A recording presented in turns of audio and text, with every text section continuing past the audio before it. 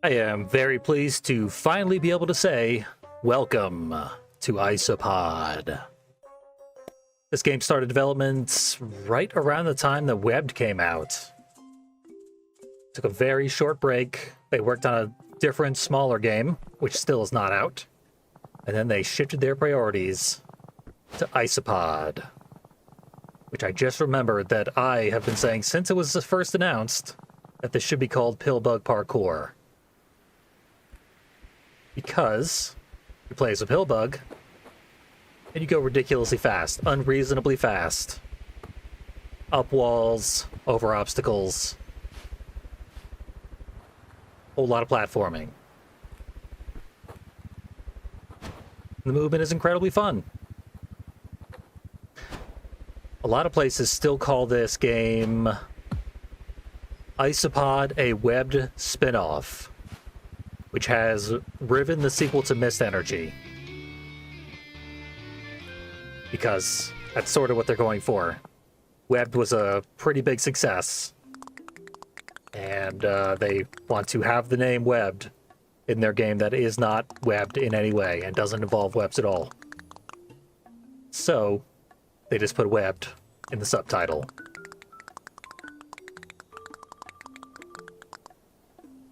But most places now just call it Isopod, and I will do the same.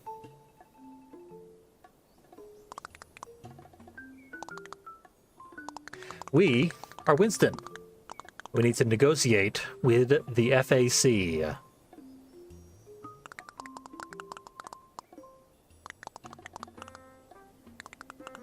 And we have to eat. Winston is the sort of workaholic who will break himself into bits in favor of getting brekkie. Australianisms really didn't come into play at all in Webbed. They are much more common here.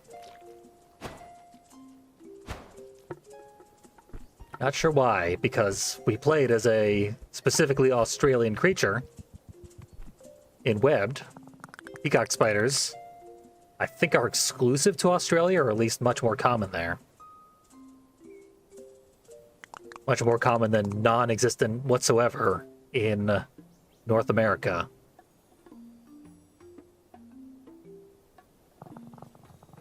Whereas isopods, global proliferation. You have seen one, and you have called it something besides an isopod. Probably a pillbug or a roly-poly. I wonder, since we started out with 0 HP, if we never eat the food, would we be invincible for the game because we wouldn't have a health bar?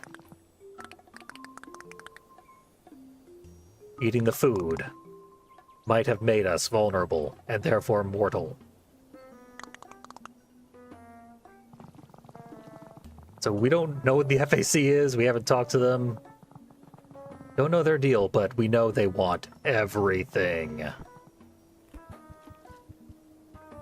We must know them by reputation. Amazon is moving into wherever we are in Australia. There will be no survivors unless Winston negotiates like a pro. Oh, I didn't talk to this white one.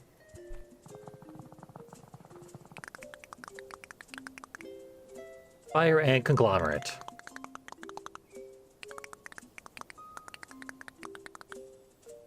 Could be fun.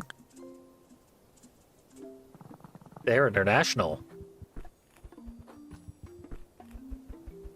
Chuck is ready for a lifetime of fire and servitude.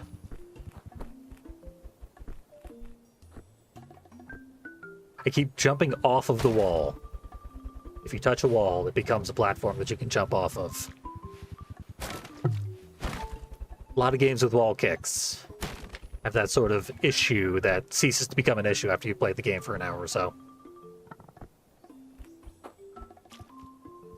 It was also mentioned by one of the isopods that they, quote, eat trash. Isopods do exclusively live off of dead plant material. which I guess is nature's trash.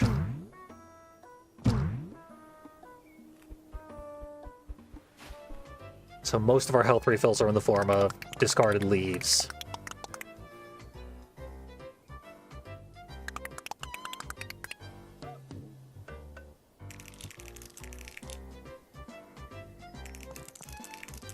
The best subterfuge is the kind that you're talking about out loud at the moment that you're supposed to meet the person you're deceiving.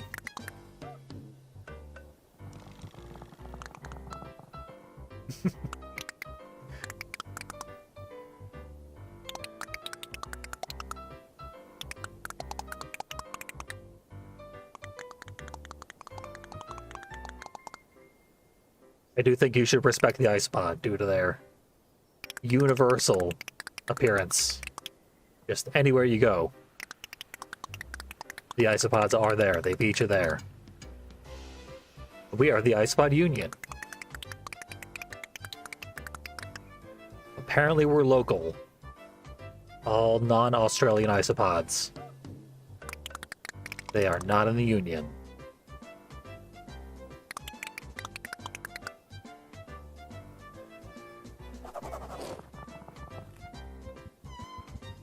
So we gotta introduce ourselves to the rest of the conglomerate. And look at their devices, like a big vacuum. Spits out cubes. That could be a dense form of nutrition. Maybe they're trying to help us.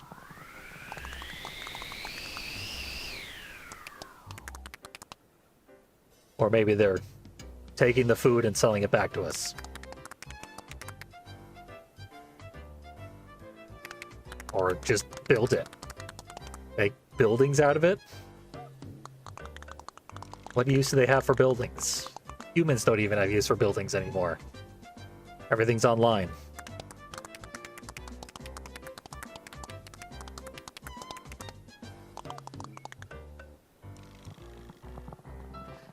And the refuse of the machine becomes our food.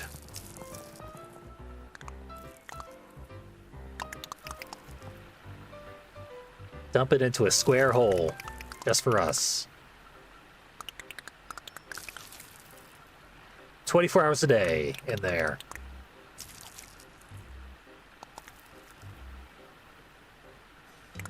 Buried under leaves. Baroness calls it a cubicle.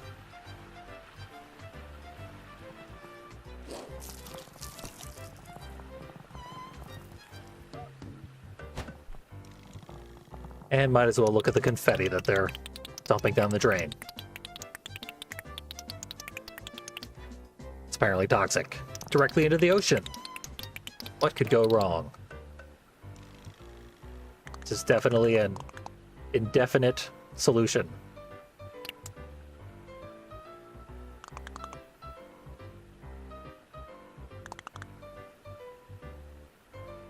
Fire ants may need water, but they'll just get water somewhere else. Anyway, negotiation time.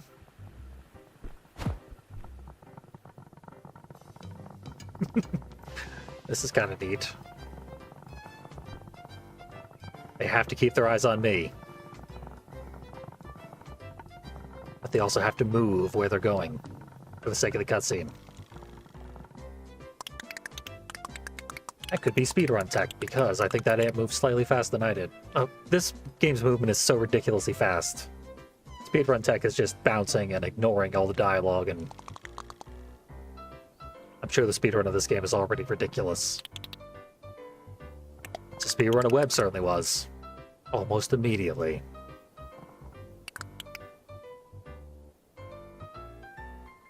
Our contract will be without end.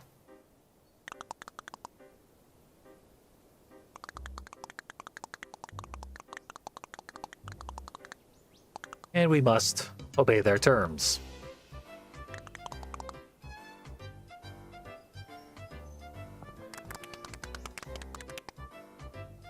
Technically, they're just going to be dumping right on our heads that which we were already eating and demanding that we eat it.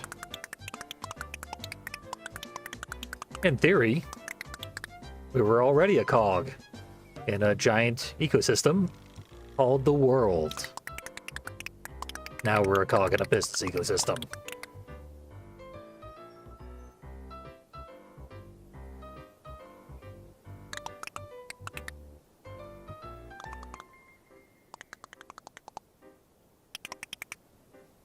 Accept the deal, or you don't even get the deal. They just take everything and use you regardless.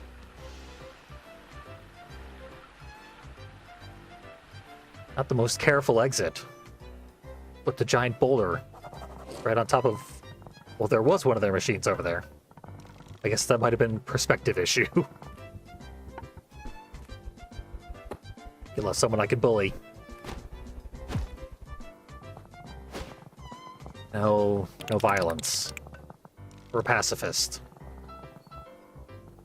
Sorry, cowboy ant. You are not accepted by the billionaire class. Wrong kind of hat, I'm afraid.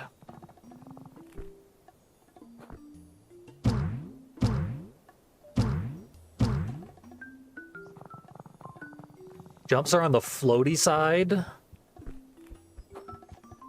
which makes a lot of sense when you're moving preposterously fast, as we will be for the majority of this game. In the beginning, it does take a little to get used to. Pollution, theft, and enslavement. That's the deal. And we're gonna take it. Or its execution.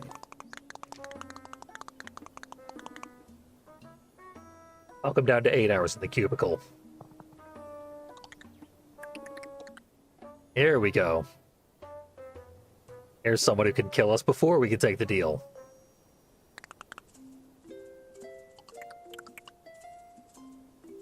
Wizard hat made out of silk is kind of brilliant.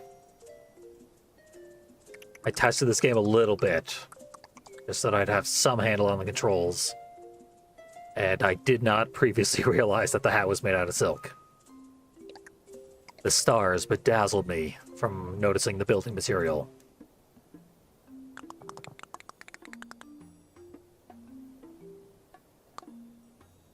Better a wizard than a capitalist. Already this game's defining line. We'd rather deal with this thing than the ants. And obviously I would much rather.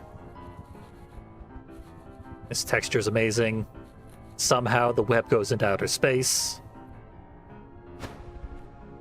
Just all fine and dandy.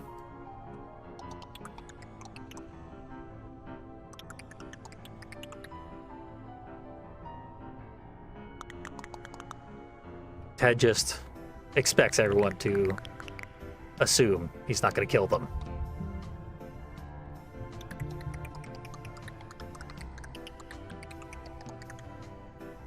Got a bull ant worker-owned co-op. We've got a lot in common with them.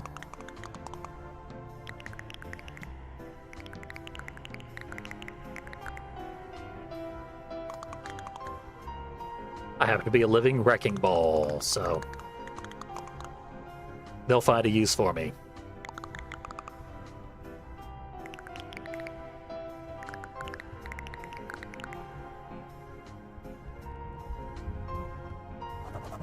What do you think, Ted? I see the thing. Ted will allow us passage.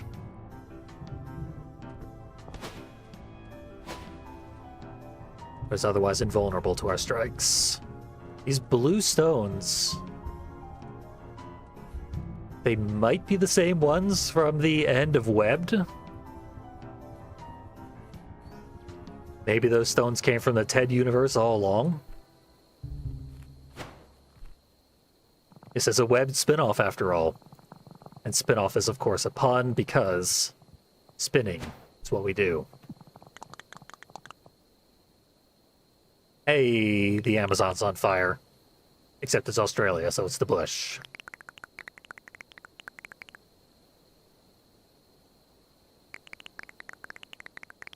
There's profit to be gained in mass destruction.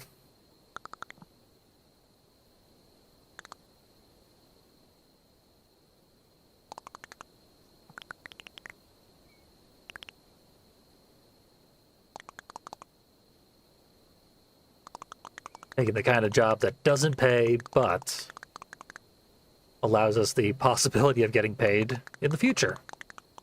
The alternative to death.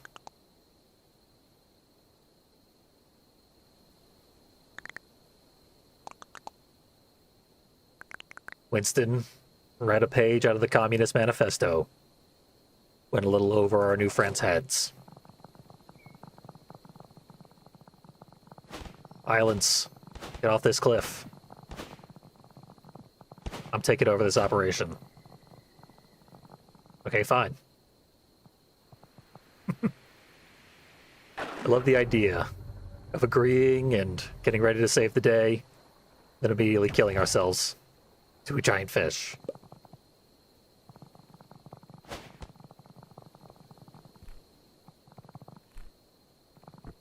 Legitimately kind of scary that there's a big fish out in the ocean. Nice of them to leap to the top of the cliff and return us where we came from, without even taking any HP on the way.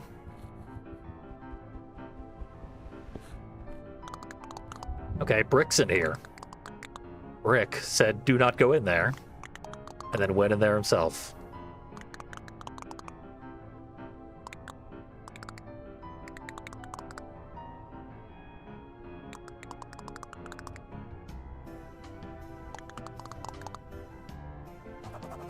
This is the way. The earlier you start the good fight, the better your odds of success are.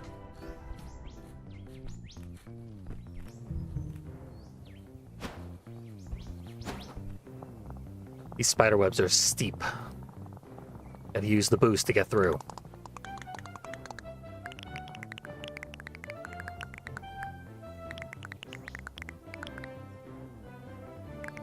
The ants are already being expanded upon by the conglomerate.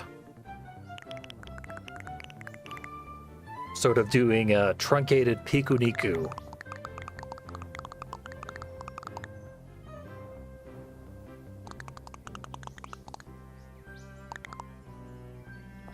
Honestly, piku-niku handled the anti-capitalist sentiments a little more expertly.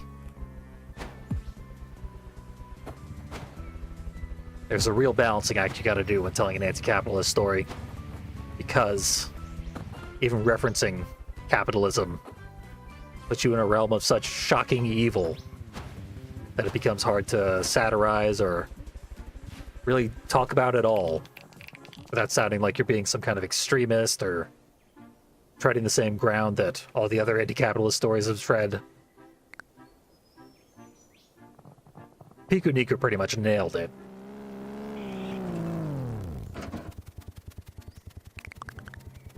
This one, it's going in as fast a efficient manner as it can. Keep it from bogging down the action.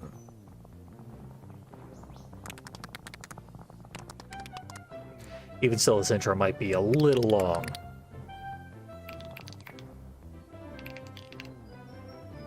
For some reason, the ant made a beetle mech. I guess because the ant mech had already been done in Webbed. The patent was already filed. Perhaps these ants were already so susceptible to capitalists because they were already fledgling capitalists themselves. The Baron simply turned it up to 11. Made it a bit too much.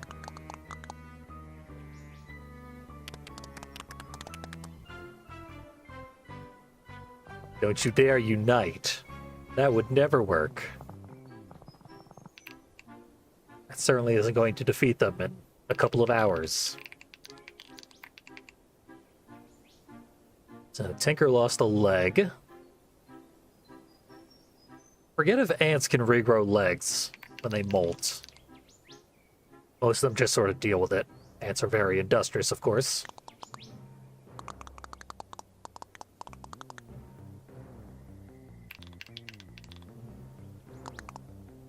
We're the best at smashing.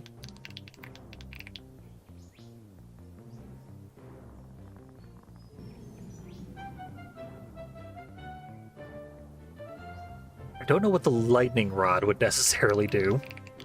Or our magnet. I guess we're trying to build an electromagnet, and somehow the lightning rod itself generates electricity. Tinker is a science genius, centuries ahead of what actual humans can accomplish right now. So we better obey what he has to say.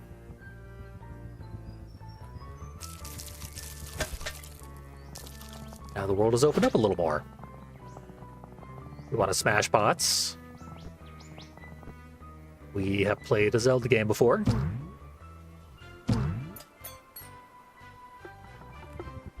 not smashing for the prizes. The destruction itself is the prize. It's smashing practice. Smashing is our passion. Our smashin', if you will. Why do I keep turning away from the mushroom I want to bounce on? I lose confidence halfway through the bounce. And to be fair, these are like American McGee's Alice mushrooms. That very just, they don't want to help the player. They swerve you away from your target in a lot of cases. We sort of have two routes here. Gotta trust the shrooms, but you also have to, direct yourself as you get closer to your target. The camera is a lot better in this game than it was in Alice.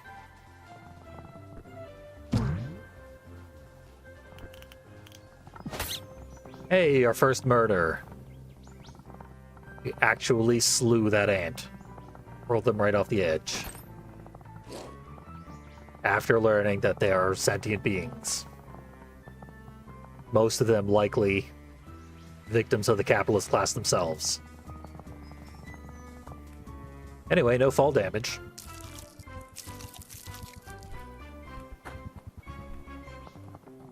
No, he doesn't need to know about every piece we get.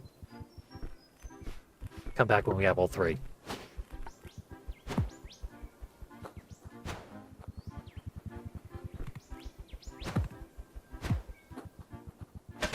If indeed we get all three.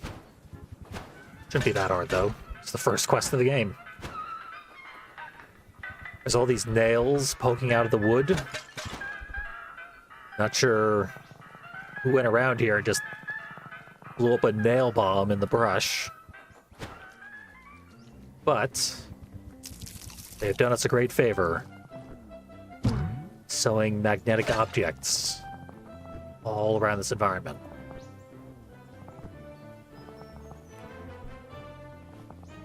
Sort of discordant music back there. I think that's one of the many collectible types in this game.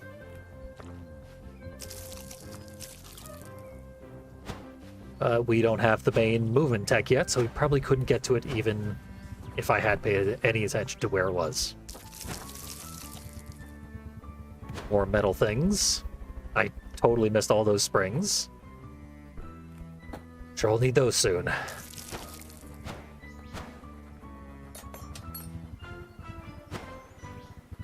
There's scrap everywhere, further implying that there was indeed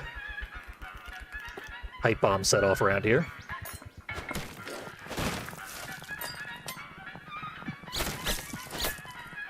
I assume these ants can hurt us, but those ones did not stand a chance.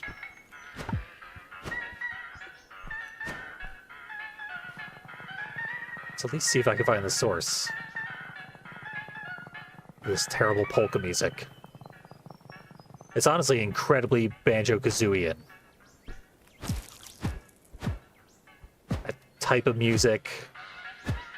Killing ants in the first level. I'm getting Banjo-Kazooie flashbacks.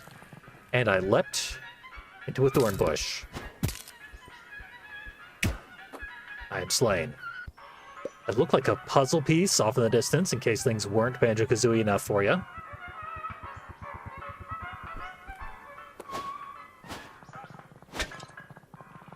There's a way to bounce on top of that thing that had the steel in it.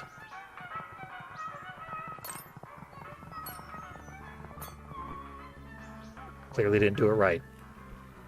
Or did I do that right? But it got me where I'm going, so... whatever. Clearly not going for 100% here. Don't even have access to 100% yet.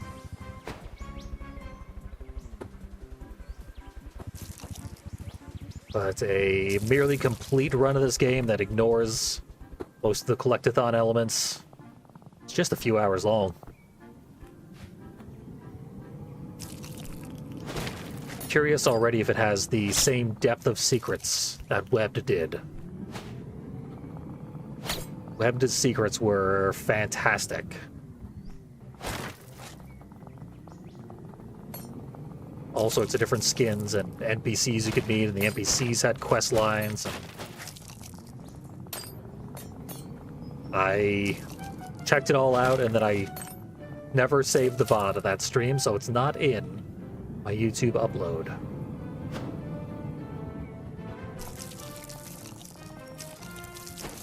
This looks promising. Everyone should have Webbed by now. And if you have Webbed, you should beat it. And then check out the optional bonus material. Optional as it may be, it's really, really, really good.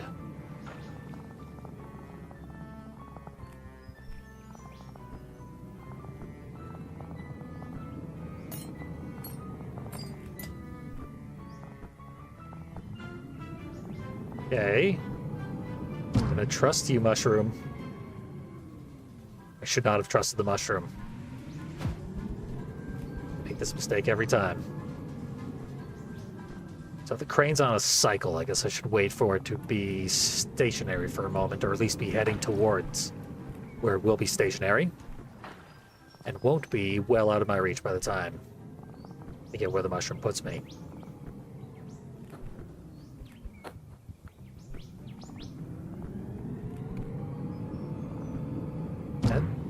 I knew it was going to be bad, but it worked. I got the things.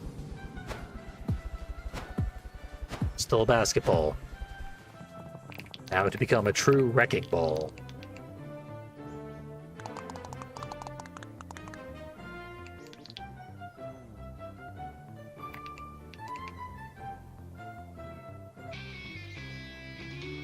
Thinker's gonna do it all. Short one leg.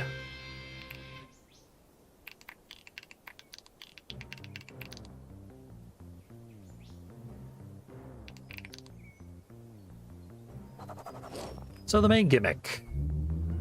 Magnets. How do they work? We don't need to know. We just need to know that they do work. Uh-oh. Okay, that was apparently somewhat intended. Oh, I went too slow. I'm failing a lot of things that I got through no problem in my practice run. I had to fail another one. Completely undid all my progress.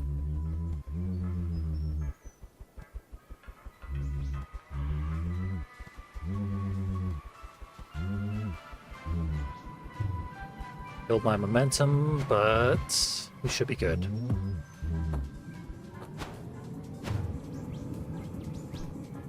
Nice. Made it. Somehow Tinker beat me, which makes no sense.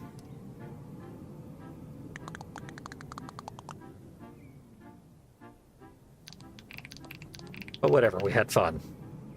Maybe that's Tinker's mechanical arm that is not attached next to his backpack there. He's already built it, he just hasn't applied it. Maybe it has grappling hook properties that we don't know about.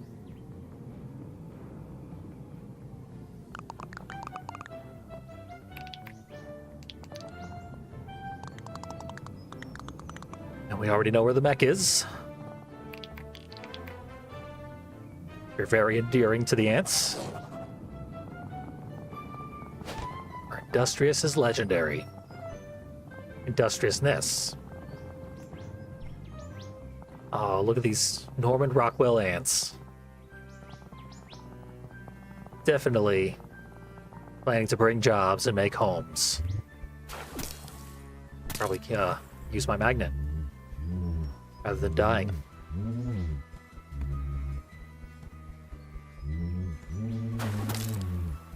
Okay, I have no HP.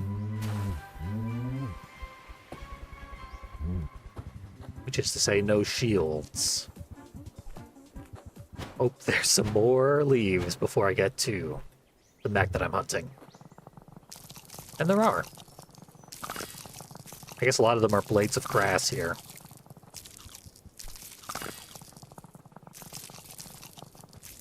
Of course, this also feels kind of Deadly Creatures-ish. Even though that game is very slow-paced and this one is very fast-paced. It's being bug-sized in a 3D environment. Can't help but get that feeling. Boss fight already.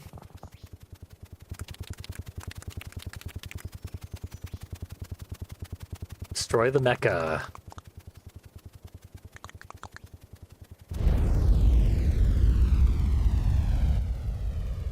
Flamethrower or not.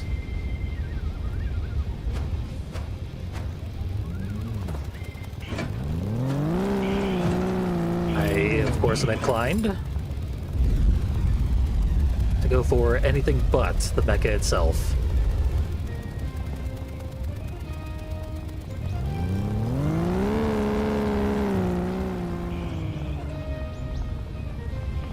Get this explosive barrel. I'm not even over there. Why are you using your flamethrower?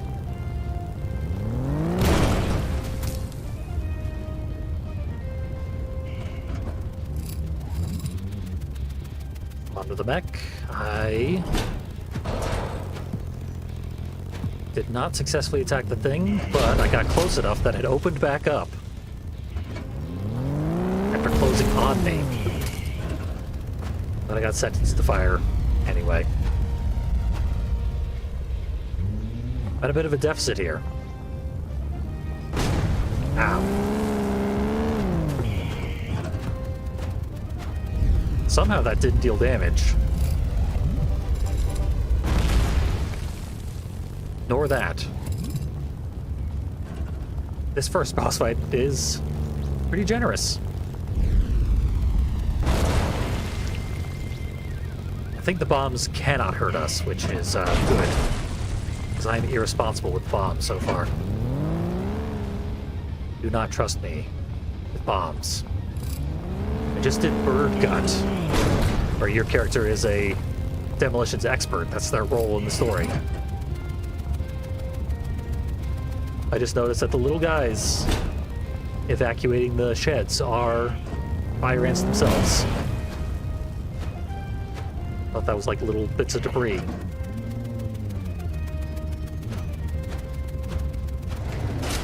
No, it was right there.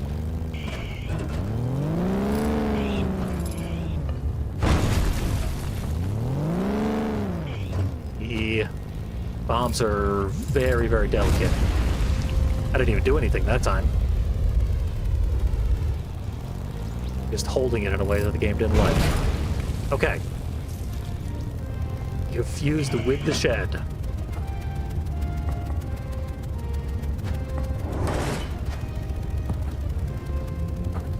I don't know what happened there. But the shed is delivering bombs directly into our boss. Lethal. But we're knocking ant pilots out of the mech. Now I get it.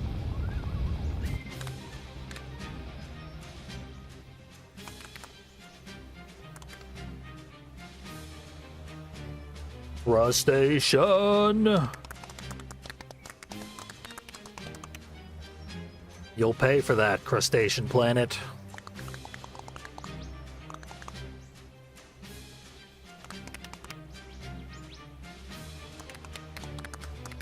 Obviously deals off the table, which we wanted.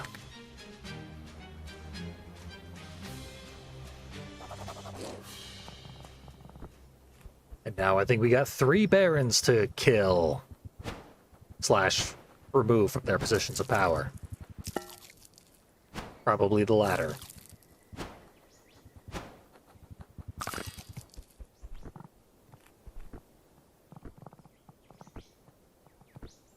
We didn't, like, unlock a flamethrower of our own, unfortunately. Maybe Tinker will hook me up now.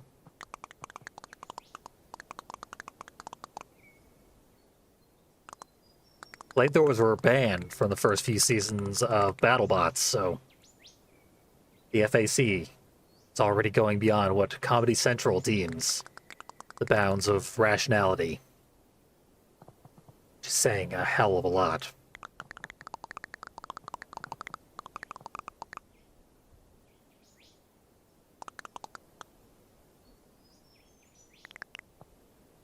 What do we hit next? The Toxic Creek.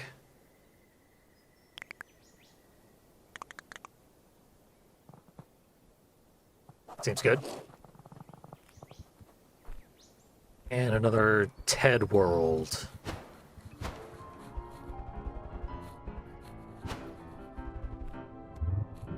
Does TED have prizes for me? I don't know what TED really does in the story. I played up to the boss, so everything from here on out is new to me.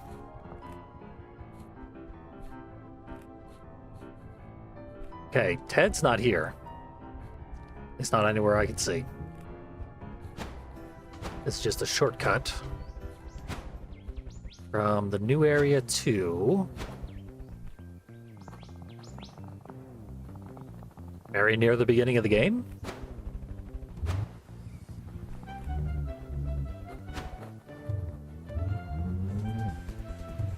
We can do stuff faster, we can check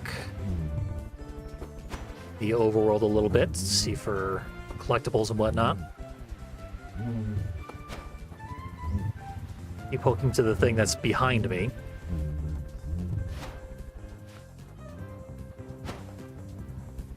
Really defeats the purpose of the fast movement I'm trying to do here.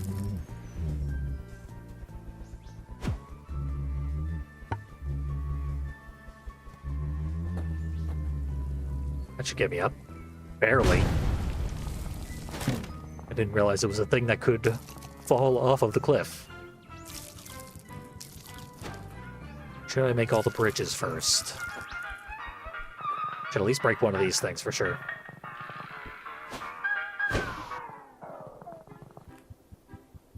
One of who knows how many.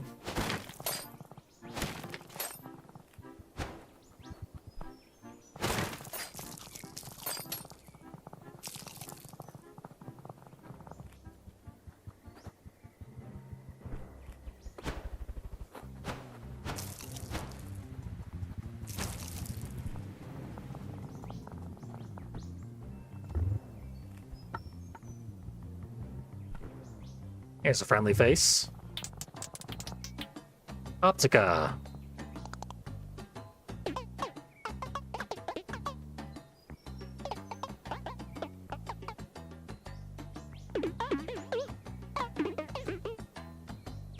Fairly certain this is supposed to be the mask salesman from Majora's Mask.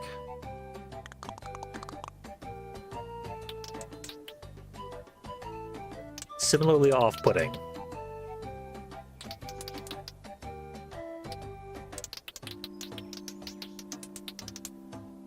But in actuality, it's an assassin bug. Type of bug that literally wears their victims on their carapace. So we can play dress up.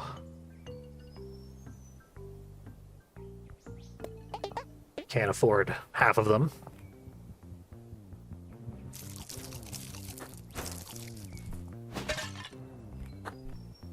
Perhaps I should not have come here before exploring the other routes.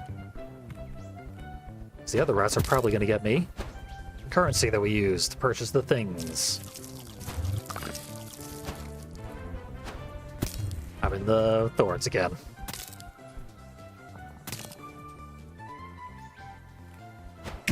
Wish there was a quick die, but when you fall in the thorns. Just get out of there as soon as possible.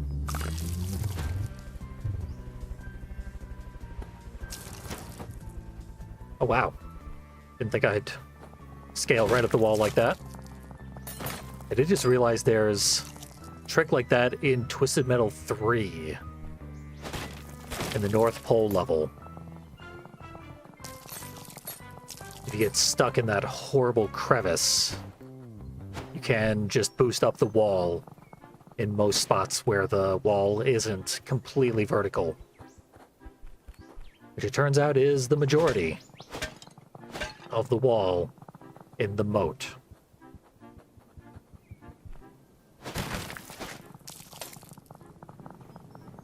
I don't know if this little scrap currency stuff is finite. Or if these boxes respawn and get more scrap every single time we come to this area. Dead ants. The ant death sound is almost exactly the one from Banjo-Kazooie. That's wild.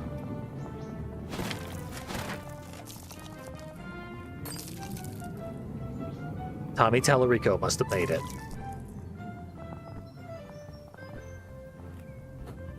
Okay, now I can buy stuff.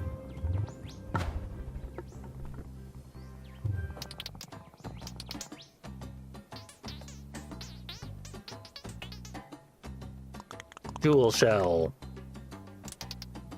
I can't afford jewels.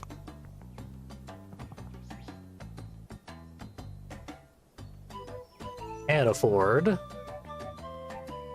puzzles.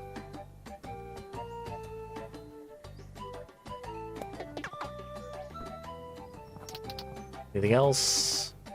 Can afford pride and not a ton else. I like this rough texture. Let's see. Yeah, that's pretty classy. Gay bug indeed. Well, can't deny. If I'm going to get one message in chat for the entire stream, gotta at least obey it.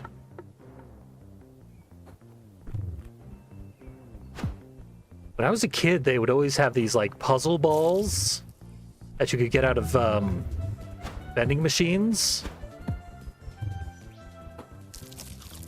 And the way we look when we are rolled up reminds me very much of those puzzle balls.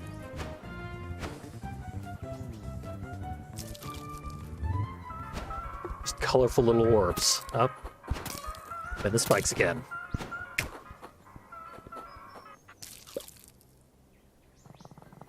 Well, to be fair, very few things are bugs, if we're speaking overly technically.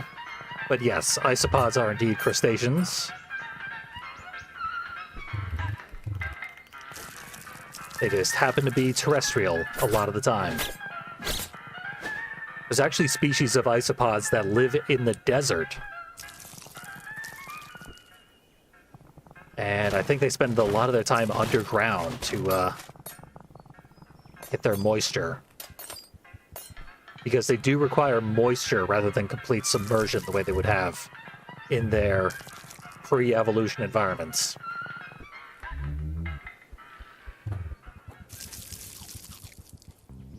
Yeah, indeed. Bug just sort of means anything creepy crawly. Which I'm cool with. I'm cool with calling worms bugs. Spiders can be bugs. It's all bugs. It's a very useful blanket term. And it does not need to be narrowed. In my opinion, as an entomology nerd.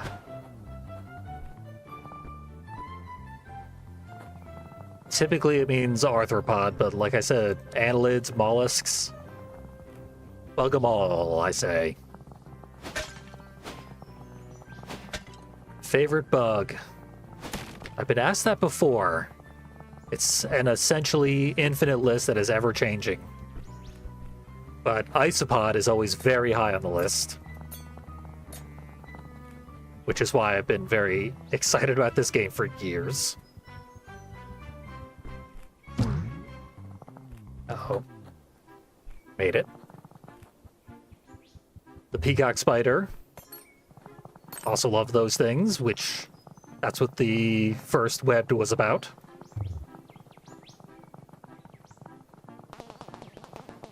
Basically, if I was in this game studio, I would be making the exact same games that they are making.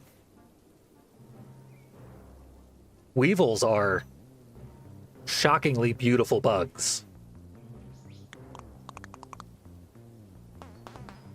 Throughout my whole life, weevils were considered pests, and you'd want to, like, check your flower for weevils. But now, weevils are constantly going viral, because they'll be in, like, just the most beautiful, vibrant colors.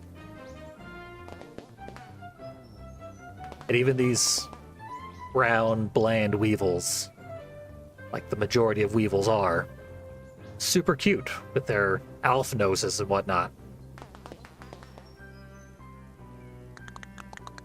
Holt here wants to make a puzzle. Lost a bunch of the pieces, and the capitalist down the street stole one of them and sold it back to me. We need 30 of them, because this is Banjo-Kazooie at the end of the day.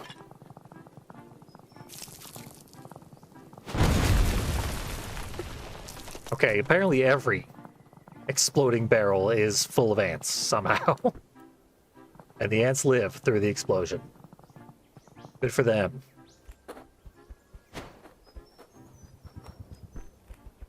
I should make a habit of just saying that my favorite bug, though, is wasps. I should probably pick a specific wasp at some point, but they're all so cool. But yeah, wasps are despised. And they shouldn't be, they're great. Largely harmless to humans. Also extremely pretty.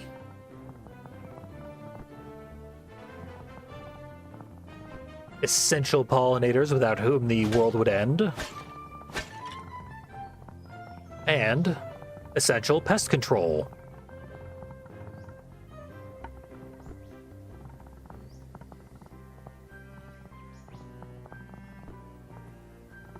So, ooh, hey, another puzzle piece. The bug that puts an egg in another bug, which then eats them from the inside out, is every wasp. That is the parasitoid wasp life cycle. Which I think not every wasp is a parasitoid, but every type of arthropod has a parasitoid wasp that keeps it under control. And it does so by planting an egg, which then hatches, and the larva eats the other arthropod from the inside out. Eats them alive. On the bright side, they have very primitive nervous systems, so they don't suffer as much as we would whilst being eaten alive, but I'm sure they don't like it either.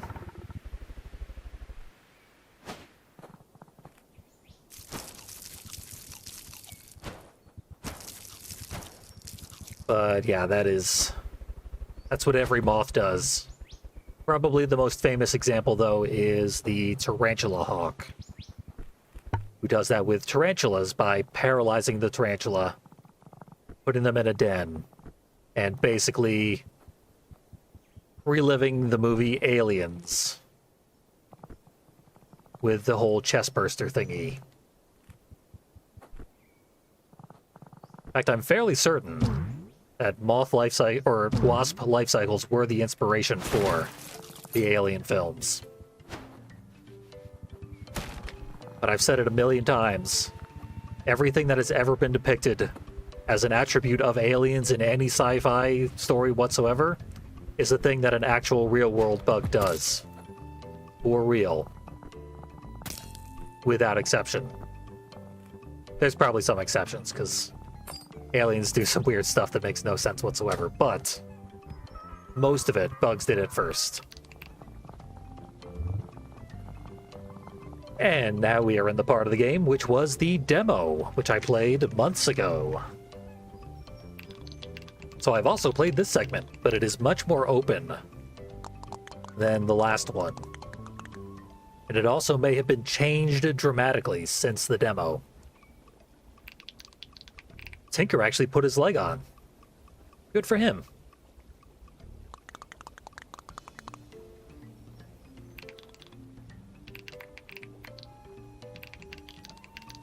And Tinker makes a good point.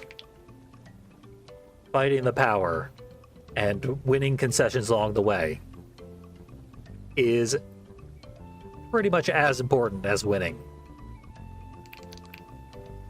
Driving home the point and getting what you can is the winning. Defeating the conglomerate entirely, not necessarily the goal, as nice as it would be.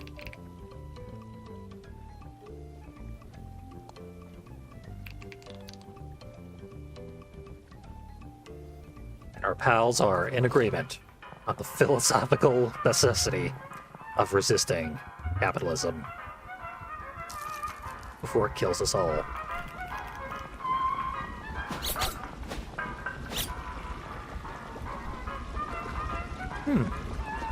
I don't know much about amphibians in general, so that's interesting. That they would give live birth, like they carry their eggs inside them and they hatch, and apparently babies climb out of holes in their skin.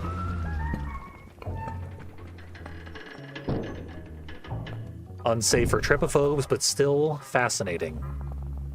Nature is always fascinating and good. If anyone ever advocates for the extermination of a species for any reason, they are bad. Do not listen to them.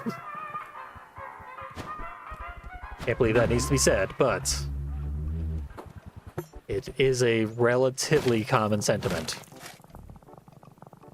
Like when they made up the unextincting process, which isn't real, but even if it was real, they were going to use it as an excuse to extinct species right now that are inconveniently placed, and then say that they're going to unextinct them later when they find a better place for them. But if it wasn't ridiculously obvious that that's not a thing, turns out it's not a thing. I'll fall for that. And also, people want to extinct mosquitoes, which would also end the world, because mosquitoes are a very, very important food source for, I want to say, millions of species around the world.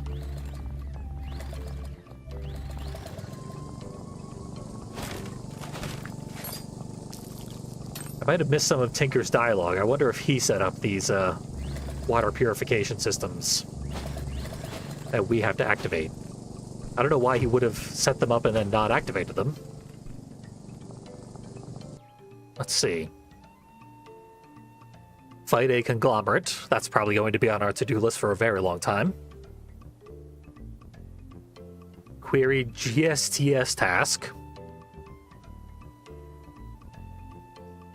Let's just close the valve pipes. Hey, it's my friend. Made me all fancy and colorful. And prideful. But not slothful. One deadly sin per customer.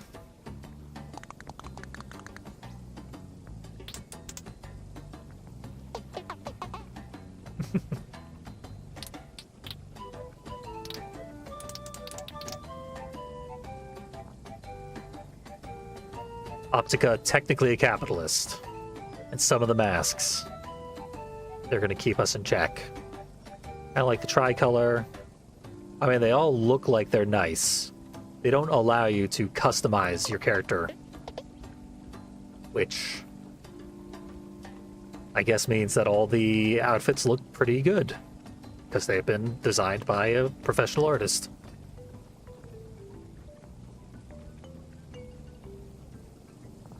Stay out of the water. At least this water doesn't kill us, except for this gross green water. Green, yellow.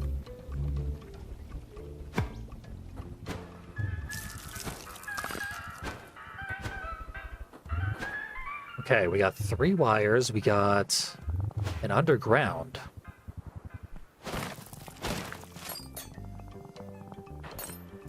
Know generally what to expect here because of the demo again. Eat my wet grass. Knock, knock.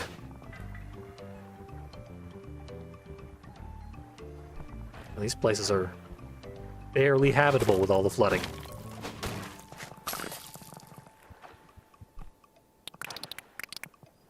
Oh yeah, if anyone ever wants to come into chat and just give me biology facts about anything, I'm 100% on board. Some biology facts may be inappropriate for Twitch, so I request that you use your discretion, but even the ones that are not appropriate for the platform, I am interested in. So, fire away. And we'll let Twitch ban you if need be.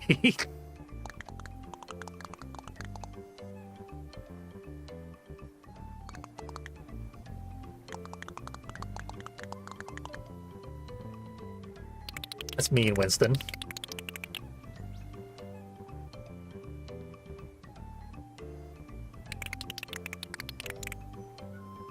But I guess these are FAC ants.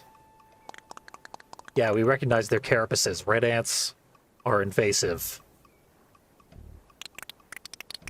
And all aligned with the FAC, apparently.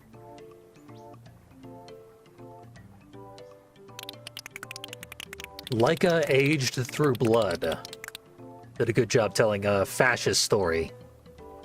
Which includes fascist soldiers who are working from the inside to dismantle it because even people conscripted into the army do hate all the overt evil that they have become a part of.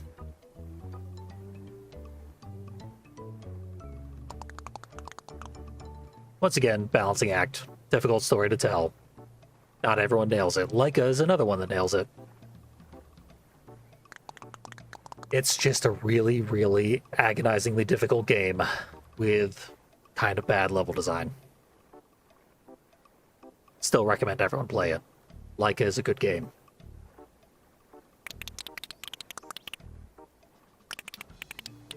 I've killed so many of your workers. Fully without regret. Maybe I should have tried talking to them sooner. But I'm not going to stop killing them now. I don't know what's going on with this water, but it's actually kind of disturbing. I think there's an invisible monster in the water that I don't have enough insight to actually see. I can see evidence of its existence. Creepy.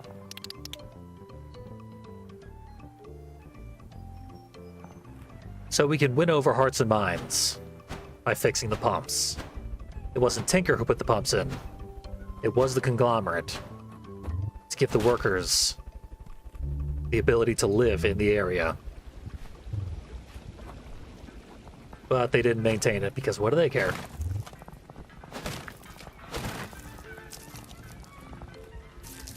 Who's this? You're not an ant. But you also don't seem to mind ants. Here, I'll kill them for you. Then we'll have a talk about why you're so placid around obvious threats.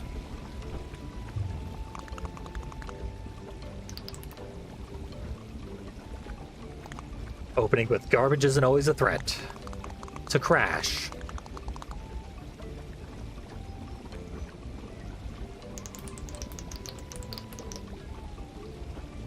Crash is apolitical. I'm not great at the controls yet. But let's try this obstacle course.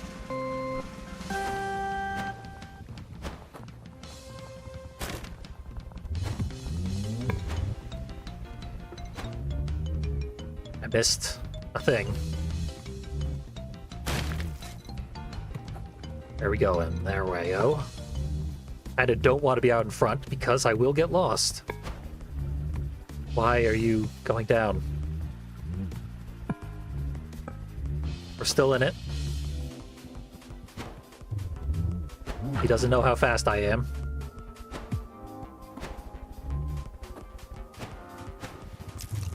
After the first lap, this is going to go a lot easier.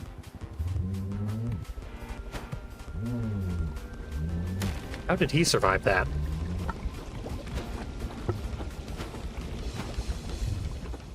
Where did he go?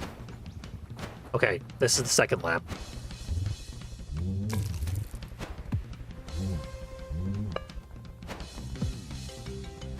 I'm real bad at this. It's cool that they have him physically there throughout the race. I didn't have to do that. I must have missed a checkpoint somewhere, and that's why they're not showing up anymore. Let's see. Try this again. Probably the last time I'm going to try it, for now at least. Maybe we'll come back to it late game. But I am hopefully better at things. Knowing the general route is going to make this way easier, though.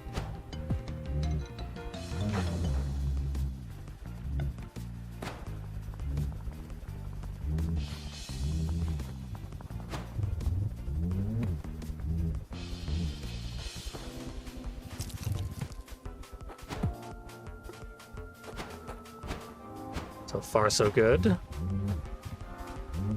Work with this. Except if I miss one of the things. Get a nice lay of the land, too. That could come in handy. Oh, it was pointing this way. I realized too late.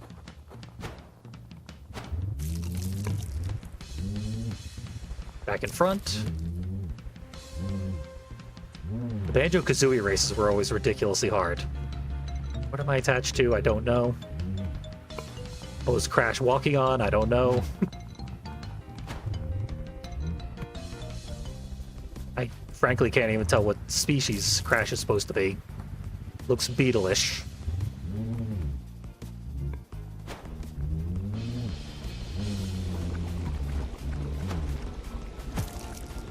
Coming up on the end.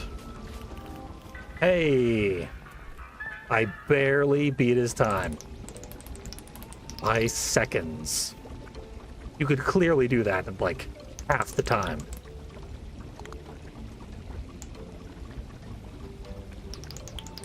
You're not going to be striving to beat that for long, buddy. Bam. Thanks for the challenge. And it seems you brought me to my next target. Which we can just unscrew by spinning around in the air. Magnets are fun. Magnets should be in more games.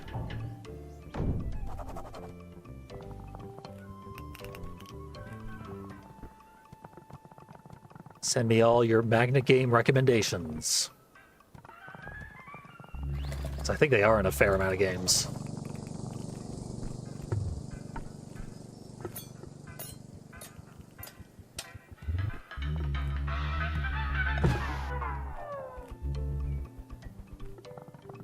I think most of those speakers are on poles like that, but some of them are flying in the air. Those are the ones you gotta watch out for. I think this is our third of the purifiers. There we go. Winning the people. Winston the People's Champ. Is that the third one, or is that one that I already did? I think that's one I already did. Even though there's stuff to unlock over there. Let's focus on progress first.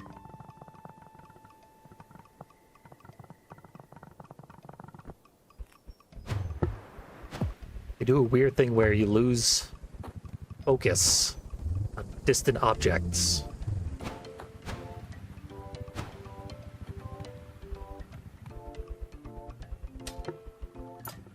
But you can still see them pretty clearly, so you can make your way where you need to go. I don't like my odds on this.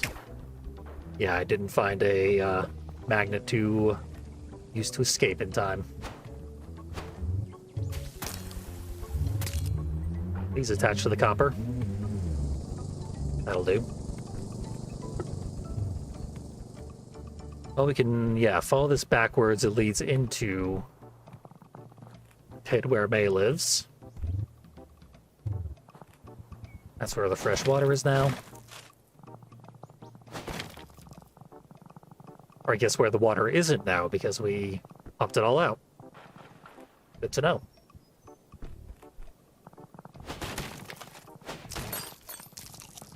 Actual environmental changes based on our behavior is pretty cool.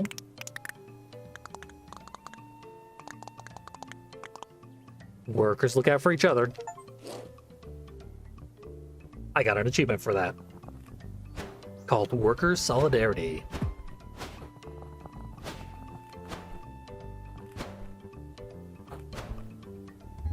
I also got an achievement already for reaching top speed, which is a thing you would only put in the game if you have an incredible amount of hubris. For a game like this that is going to appeal to speedrunners immediately, the way that Webbed did. Because speedrunners are going to obliterate your intended top speed. They almost certainly have already.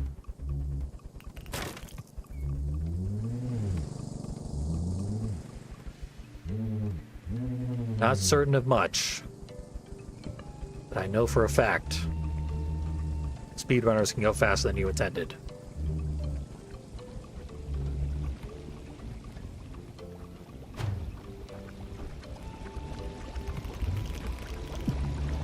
Oh, hey, this one's different. It's got the wrench at the bottom, not the top. Tricked me for a second.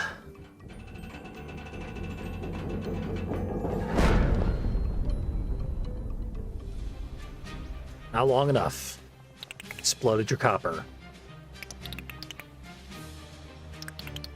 Progress gotta go.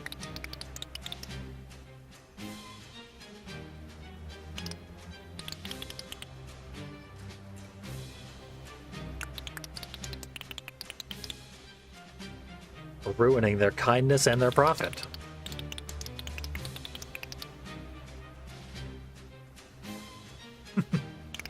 History is not sympathetic to the conquered.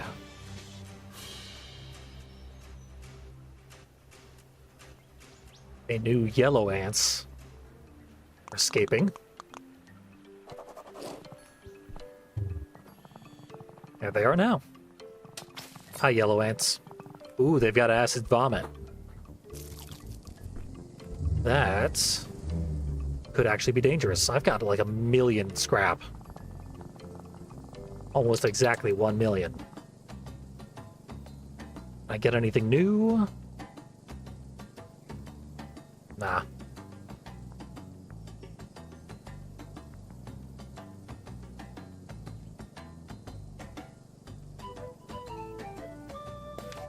Wasp it up for a change.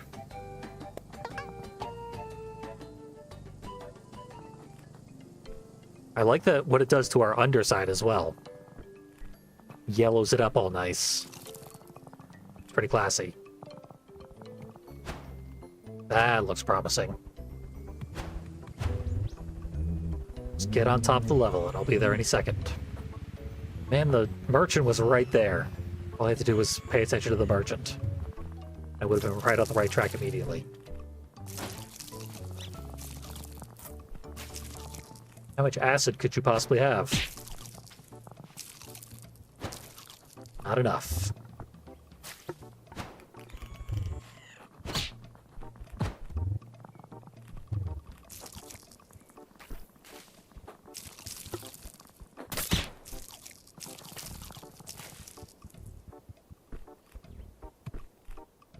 Okay. You can jump a little higher if you are unsphered. Sphereless. Which I guess I should keep in mind. Sort of like a Super Mario spin jump versus regular jump.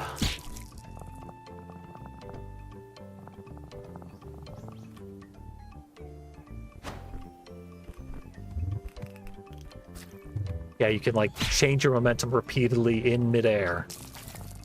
And you kind of have to wiggle yourself into the right area. That is a gross texture. Wouldn't want that in my water.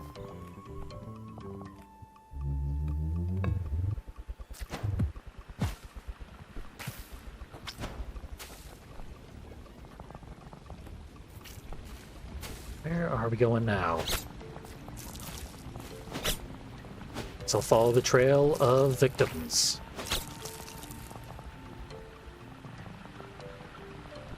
Trail went cold. Okay, across the lily pads. Stepping stones, whatever metaphor you want to use. Guess it's not a metaphor in this case, they're quite literally stepping stones.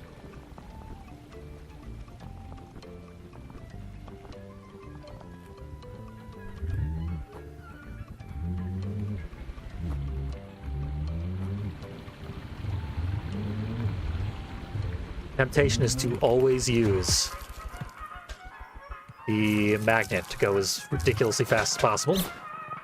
When you don't know the level layout, that is dangerous. Defeats the purpose if you're trying to save time and end up wasting it.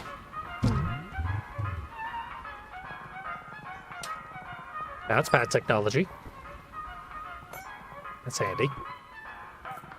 Robotnik would be proud.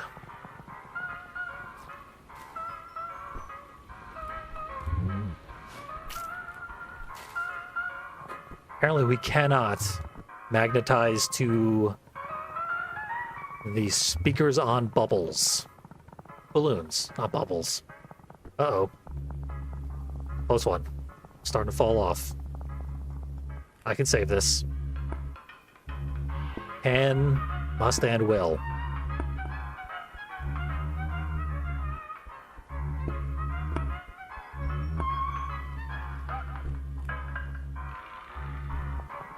There we go.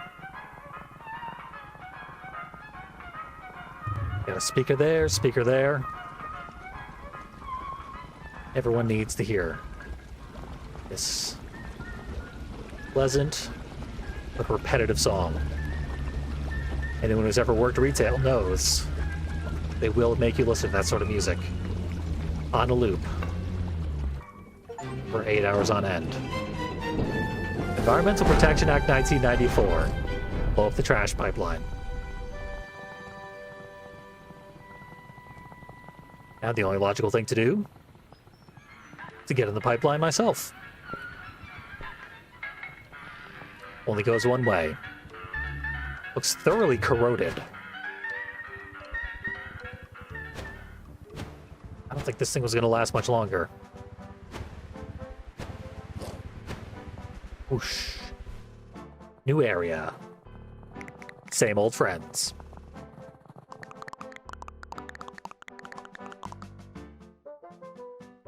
These bugs are prone to hyperbole.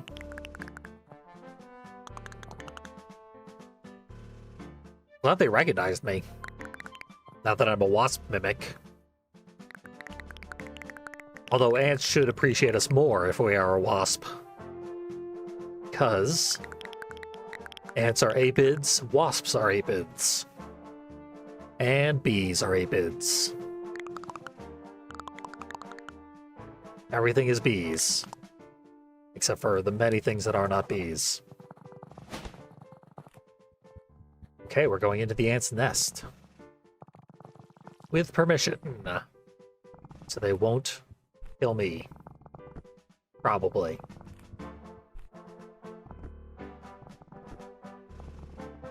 I feel like there's probably fun stuff to find up here.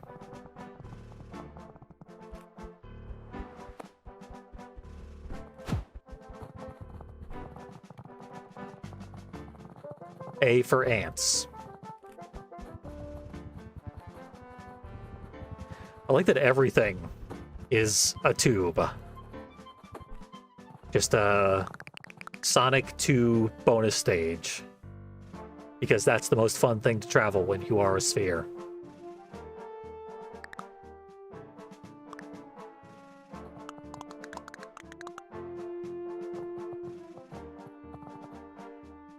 Co-op Jones. Okay, we scared Jones. So now we're finally onto stuff that I have absolutely never seen before. You could not go into the ant's nest in the demo. So not stuff I previewed, not stuff I played in the demo. Totally new material. Francis made a slide for us already.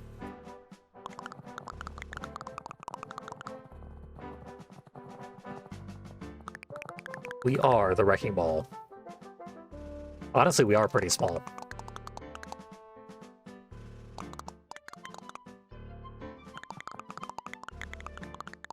I don't know who Big Boy is. Apparently Winston. To a giant isopod named Big Boy.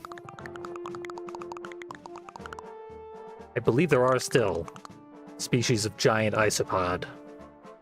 There definitely have been in earlier periods of history.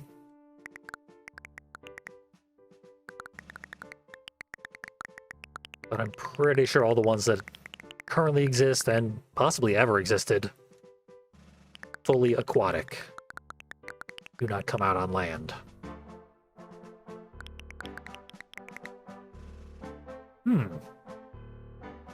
Roughly half of us at the skate park. That sounds fun. We're gonna have to get a high score in Tony Hawk's Pro Skater to win their approval.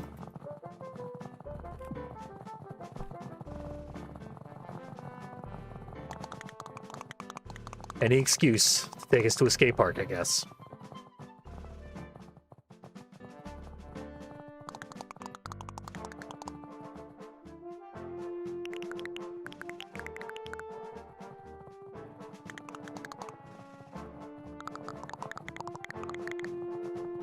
Winston should be used to voting. Unions do vote. Just not as unanimously as co-ops do. That's for sure. I was in a union and they screwed us after we were on strike for months. That union was terrible. We had a vote. The vote would have been for kicking the entire board the hell out of there. In the water. Nice distortion. What do you have to say? Fair enough.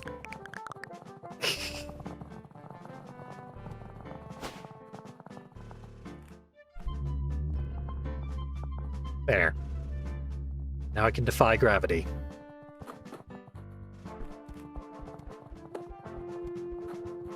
Alright, let's see the skate park.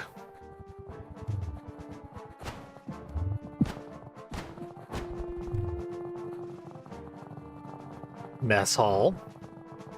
Quite a feast ready to go.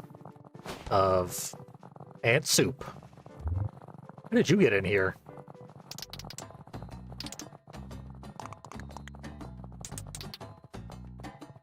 Ants are usually pretty strict about kicking out anyone who is not an ant. We were personally invited, and that implies Optica was also personally invited.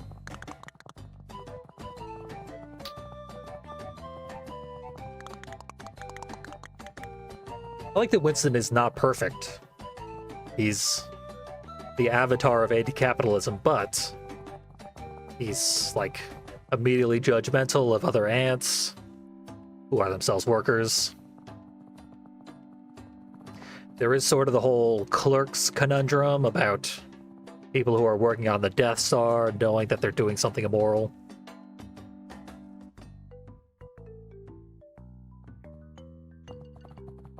But still, you're gonna have to organize with people you don't necessarily like. It's part of the deal. Let's become a blue isopod so that I can tell the tragic story of blue isopods.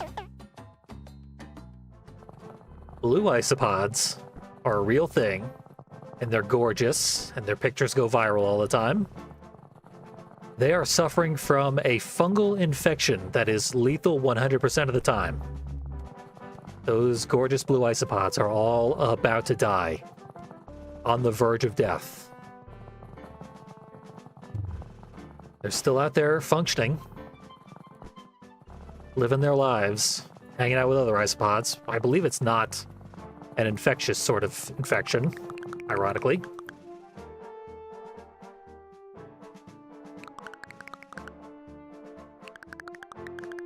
But yeah, look up some blue isopods.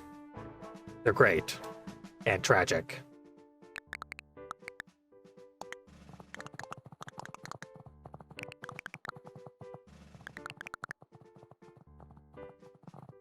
The cleaner, whose purpose is cleanliness, is having an existential crisis. That's a beetle plush. One of the ant beds. That ant is an entomology enthusiast, and here's the limited edition webbed plush that you could actually purchase. I believe they had a limited run of webbed plushes made by an individual artist who made like 30 of them by hand herself, and they sold them for a surprisingly reasonable price, given that they were handmade. And then they partnered with Makeship to do atrocious webbed plushes. Just really crappy knockoffs. Official knockoffs, but knockoffs nonetheless. You can't get handmade quality from Makeship, obviously.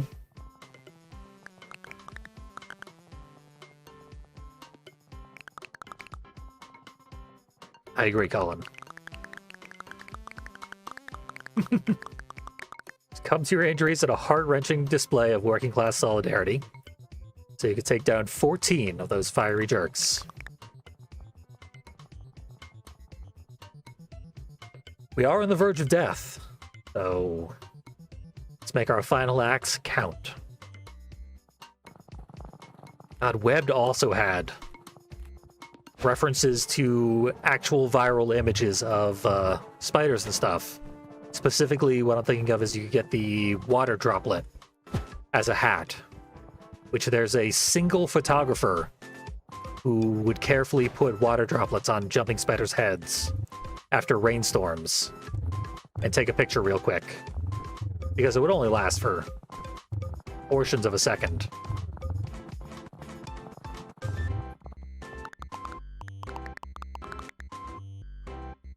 But yeah, those are adorable pictures. And they don't kill the spiders, unlike the fungal infection that our Isopod is experiencing. Of course, Owen doesn't trust us. We gotta pull some sick moves, or break some speakers, or kill some fire ants.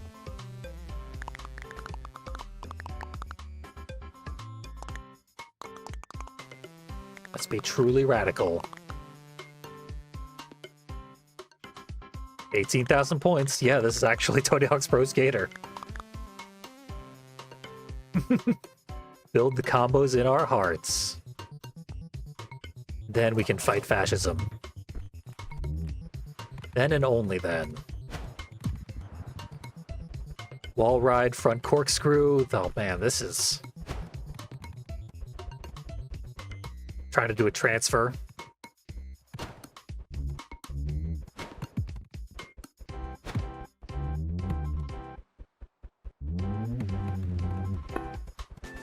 This is just fun. I'm finding a hard time talking because this is too fun.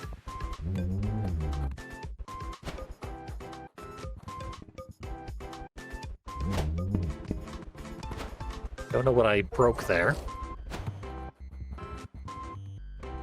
Apparently I got the score though, so that's good. This already had a bit of a skateboard feel to it throughout the game. Just because 3D indie games have a feel to them. It's very difficult to make a 3D game, so 3D action games made by single developers are extremely small development teams. They've got a certain jank to them, which is charming, and if you don't love it, then you're not going to like the game. I personally tend to love it. And again, I played a game called Orbo's Odyssey, which is very well reviewed, but wasn't very good. It had good movement, but pretty weak level design, in my opinion. I don't know, maybe I'll show it off. It's very short. Maybe it gets better after the point that I played up to. Still don't know what these bubbles do. Why do I keep calling balloons bubbles? I'm in a natural world. I cannot perceive of your human-made objects. I got most of my points in a single combo. Yeah, the bugs are blown away. An orb of socialist delight.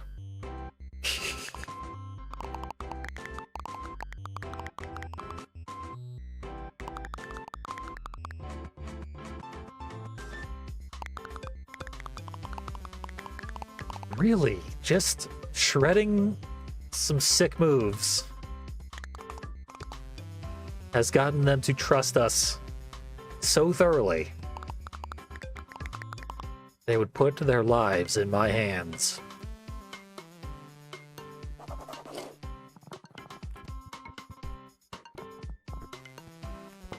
Skateboarding is certainly cool, but it does not make you a good person. Just ask Tony Hawk. Who, there are certainly much worse people than Tony Hawk.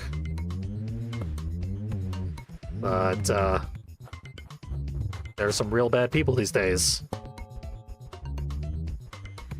Tony Hawk's an NFT shill. Which, you probably don't know what NFTs are anymore because they were such a gigantic failure.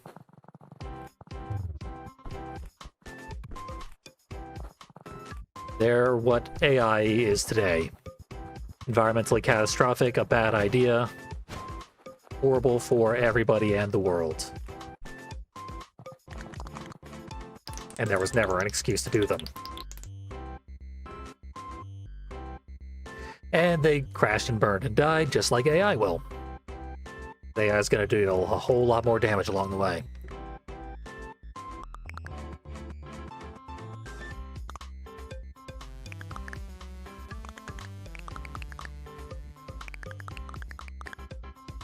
I haven't seen you ants do a single skateboarding trick yet.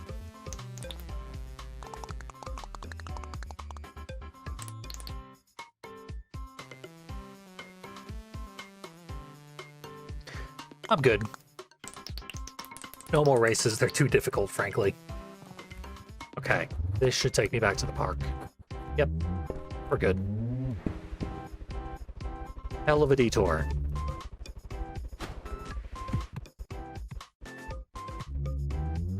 Now to find a way back to the entrance. I think I'm there.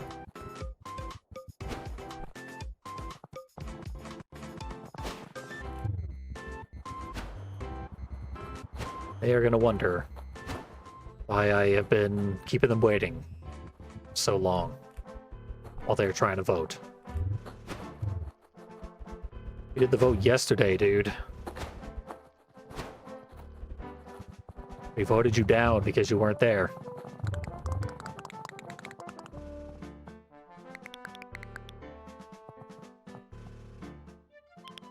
FAC are in a quarry. Seeing a harvester. We saw the harvester. We know where it is. We could have broken it then. Oh, that was an exhibit harvester. I've got a real one elsewhere. Operation Fack Off.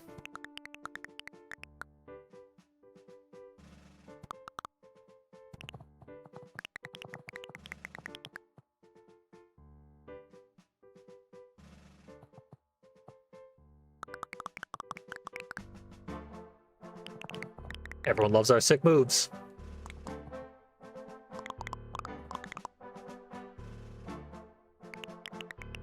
The last season of Righteous Gemstones also settles a series-long conflict by impressing teens with skateboarding tricks.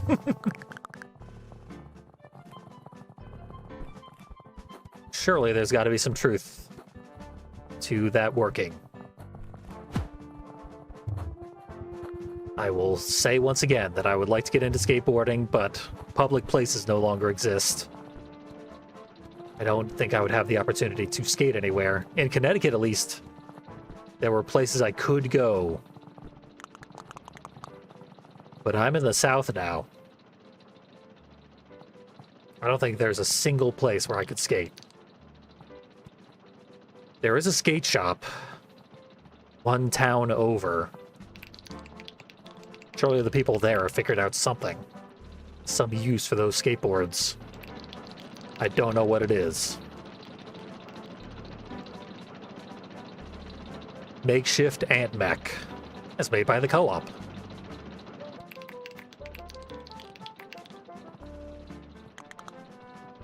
Owen got it named officially Fack Off, and Tinker is thrilled.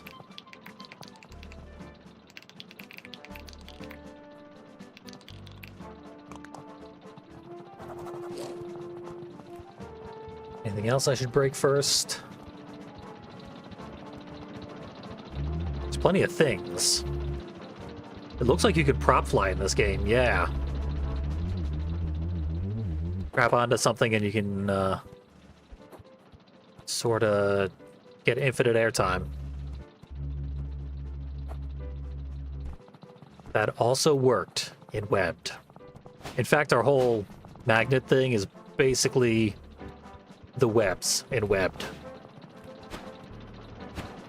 When they first announced that this was going to be a magnet-based game, I did kind of think they were leaning heavily on a crutch.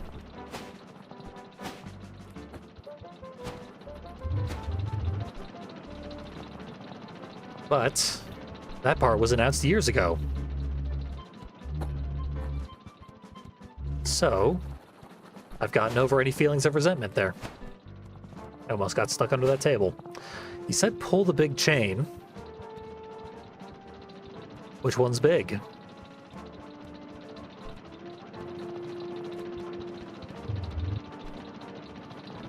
Ah, that's gotta be it. I was about to go yell at Tinker. Tell him he's ruining his own dramatic flair by not giving accurate enough instructions. Back here, mech. Is Tinker in the mech now? Yeah, Tinker's the pilot. I fell off.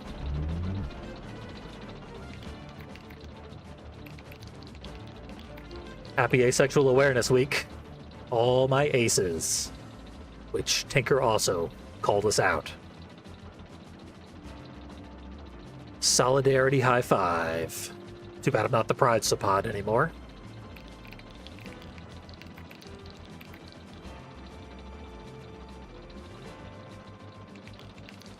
Hey, they've got cannons.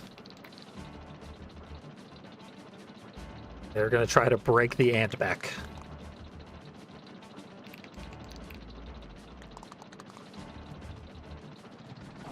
Sounds like it could be difficult. Let's find out.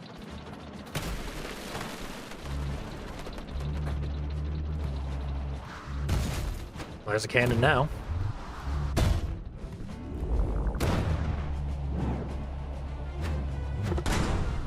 We need to steal the shots from the cannon and return them to the barrel in a real Looney Tunes form of destruction.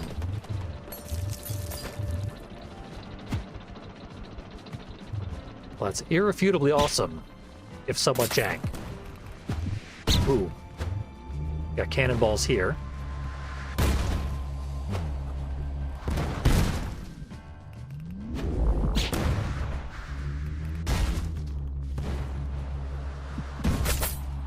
I think now I'm gonna have to learn how to master this prop fly system that I was talking about.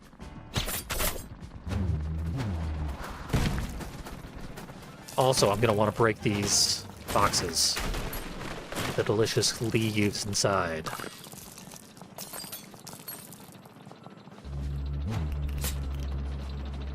Come on. Give me a bomb. You won't regret it.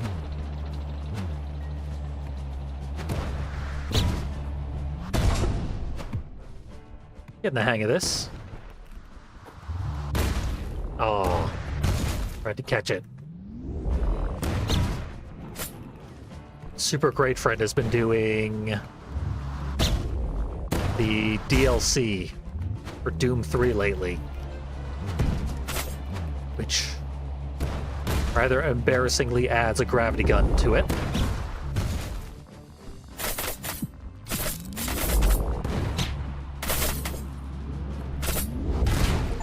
Okay. Got those suckers out of here. Barely. Hanging on by a thread. Because I was inattentive to the enemies.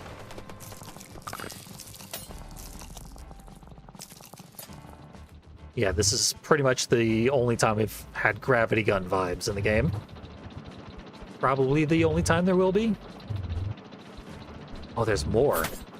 I thought there would only be 3 for some reason. Probably because I played a video game before. Oh well, we'll brute force it. I'm gonna get really good at this cannon thing, and then they're not gonna use that again for the rest of the game.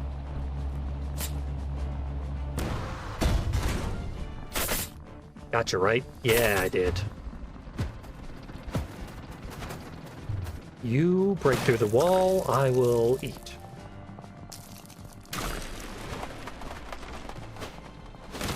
Wish we would have the mech kill the other ants, but this is fine.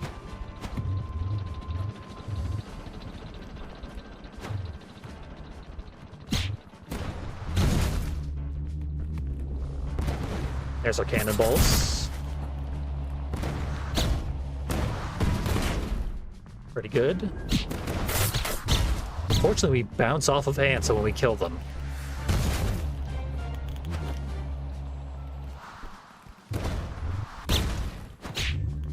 Shooting way too short there.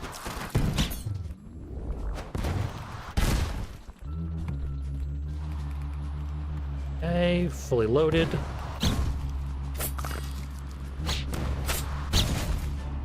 Here we go. Our maximum angle for our shots is pretty limited. So you gotta get kind of close. Gotta get within their attack range. By design. Here comes the ant. The good ant.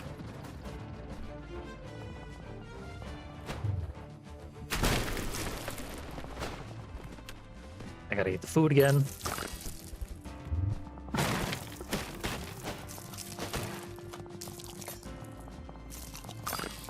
Full health.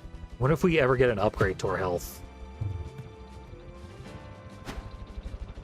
3 HP is a decent amount for this game, but we're already coming up on it being a kind of a strict limitation.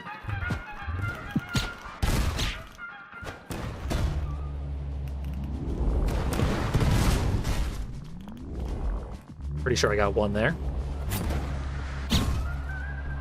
Yep, sure did. I don't even see where the other one is. Take the one I can see. Eventually.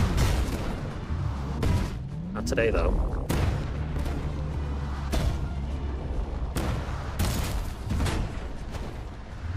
Okay, it's way up top. This is gonna be fascinating.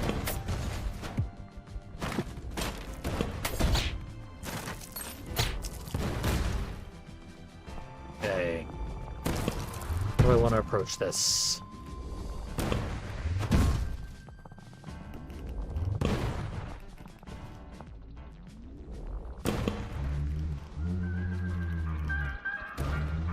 Gonna get real high.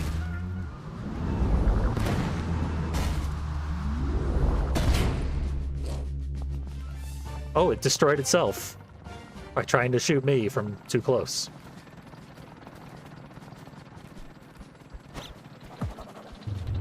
Part of me wishes I had done that myself. But a win's a win.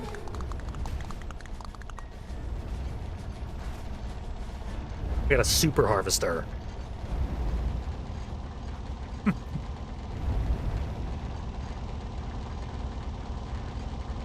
They lied about how harvesty they would be.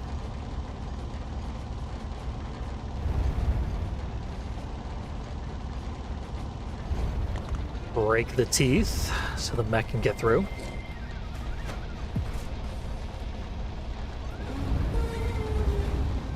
I would say throwing bombs again would be a good idea. Jumping into the teeth ourselves is not a good idea.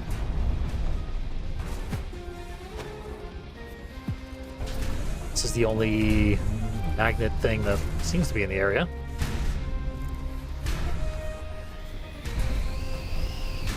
Maybe if the teeth hit the big chain, probably wouldn't be good for it.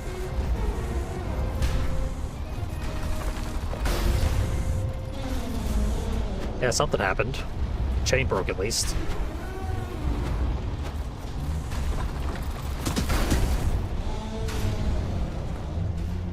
It doesn't hurt me. Yeah, it looks like every chain is chipping a tooth off.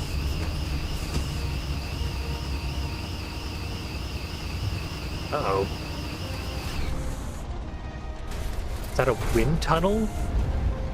Caused by the teeth spinning at such an extreme speed? Guess so. Yeah, that broke another screw. Uh-oh. Okay, I could just go through the teeth sometime. This is a bit of a Sonic 06 boss. Just sometimes you gotta admit when a thing is a Sonic 06 boss. Now is one of those times.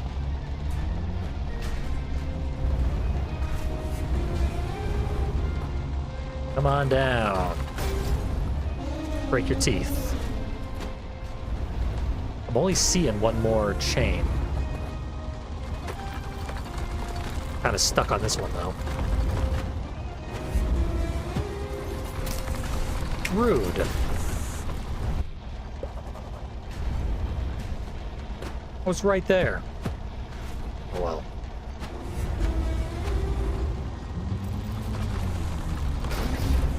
Sonic 06, of course, is much better designed than people realize. Because the programming and stuff is so bad that the design really just gets buried in unplayability. But Project 06 demonstrated that there is a good game somewhere in there. You just weren't able to play it. Not until the modders got their hands on it.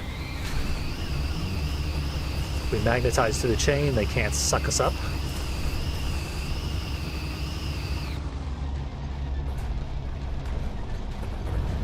Sucking us up didn't hurt, it just pulled me way off course from where I need to be.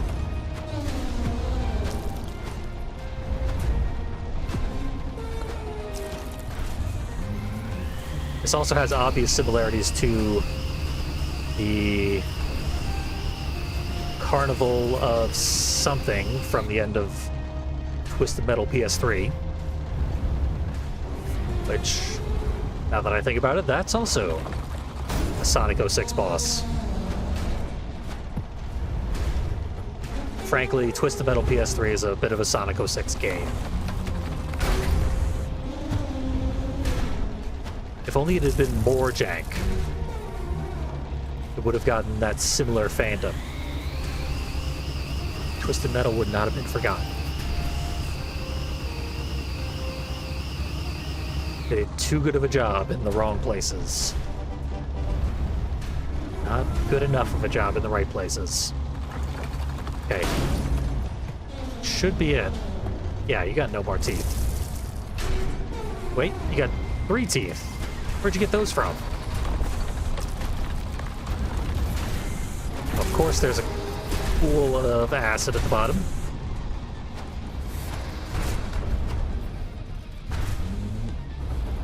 What am I supposed to do about those last 3 teeth?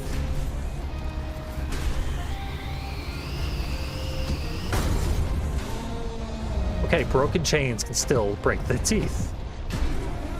Makes a certain amount of sense.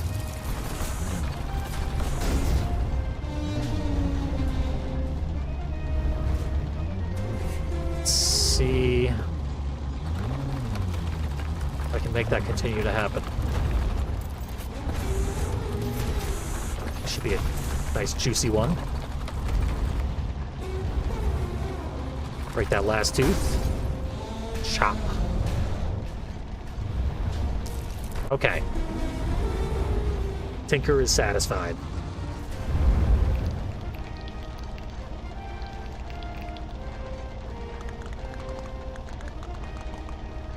This is a pretty badass giant mech fight.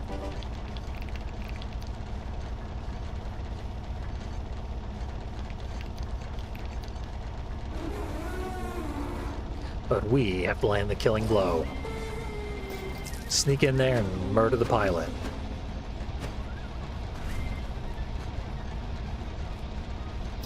Ow, though.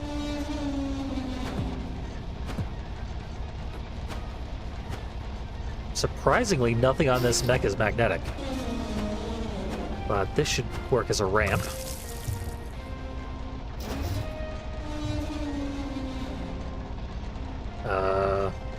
Stuck on something? That was odd. Don't ask me what happened there, I do not know. Okay, clearly the arrows are telling me what I need to do here. Ooh. Bombs. Exposed fuel tanks. My favorite. If I had flown directly into the camera, that would have been the ultimate money shot. I'll still take it, though. That was pretty awesome.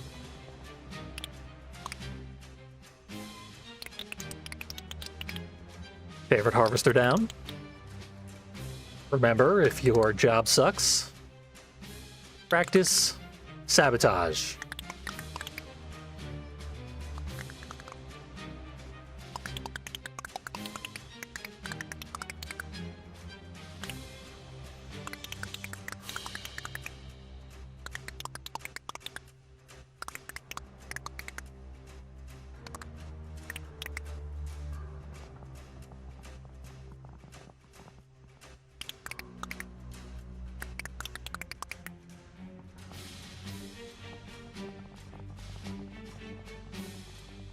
I like the 3 hand heads in front of the ship. Didn't notice that before.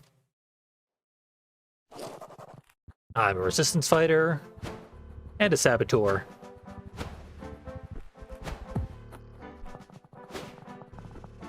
Both of those things are synonymous with problem solver.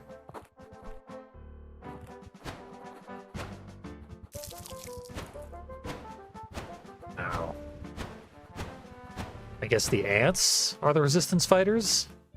Also, did Tinker die? I think Tinker's ant exploded.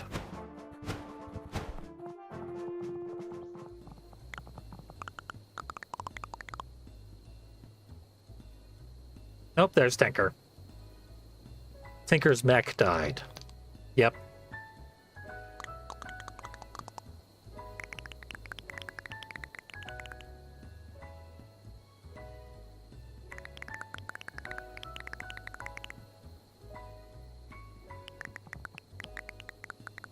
Yeah, more allies.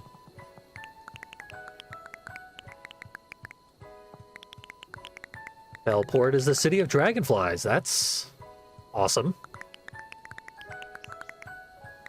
Ted, help me out. Teleport me to the city of dragonflies.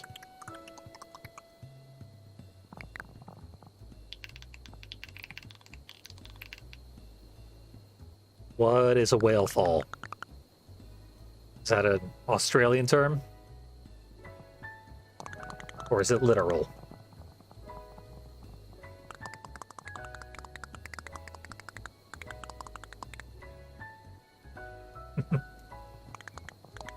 Be responsible in your corporate annihilation. So yeah, that was such a big, awesome moment.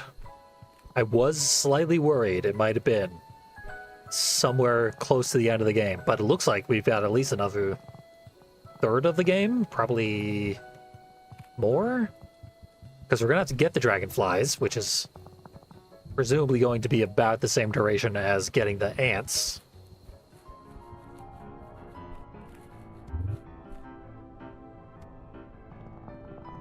And then we're gonna have to do stuff with the dragonflies. Oh, you can fall out into the cosmic abyss. There's no fish out here to eat me.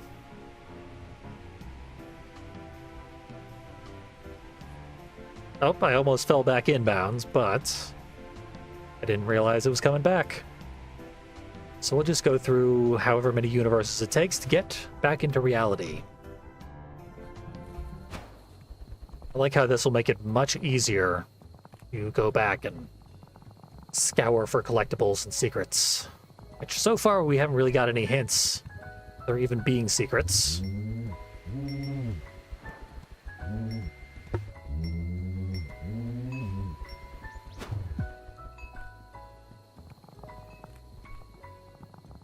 Part of me wishes they had trusted their magnetism gimmick more and left no bits of ground whatsoever for us to land on. Scary shark. Gotta have a scary shark.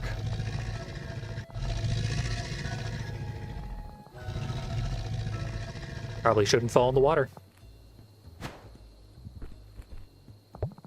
Oh. Hi, Mangrove Jack. The first time he ate me, I got an achievement. It said, get eaten by Mangrove Jack. They did not expect me to immediately dive off the cliff and get devoured.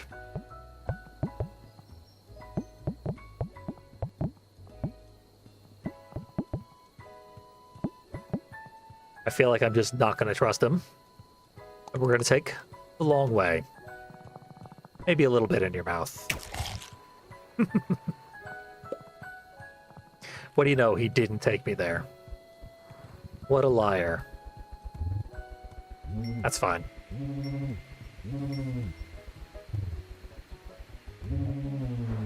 That was close.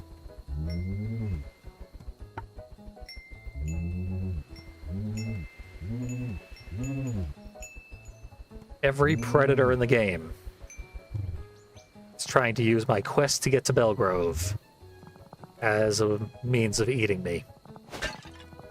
Granted, Ted could easily have eaten me and chose not to. Kinda did worse by making me get lost for such a long time. Got a puzzle piece. Not sure I trust my magnetizing skills enough to go for it just yet.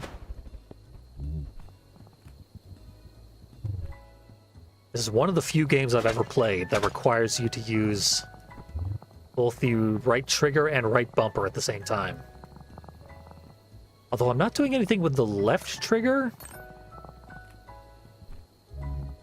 Maybe, yeah, each trigger and bumper does the same thing.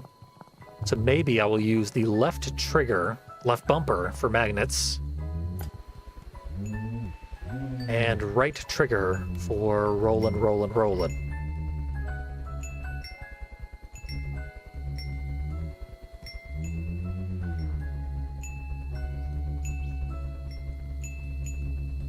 Might make my life a little easier. It's using both shoulder buttons on one side. It's a bit difficult to coordinate those two fingers, but coordinating two hands I find much easier.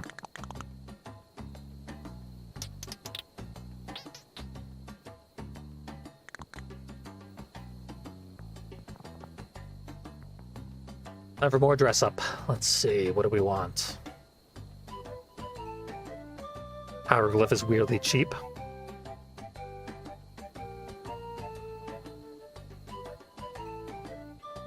I don't think we've done anything quite as green as this, so... Let's go from one fungal infection to the next. Now I am moss-laden. which is not, to the best of my knowledge, an actual fungal infection that isopods can get. Cattails, I think? No, those are supposed to be stones. Why are there millions of pointy stones?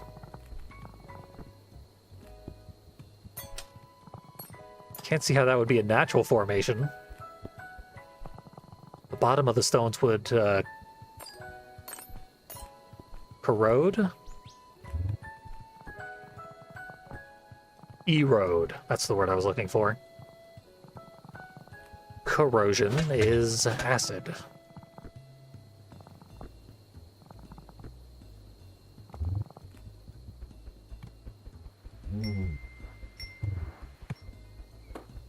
Puzzle piece.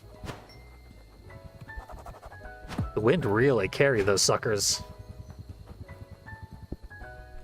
This is why you don't do puzzles outside. Half those puzzle pieces should be in the water. Jack's here waiting for me.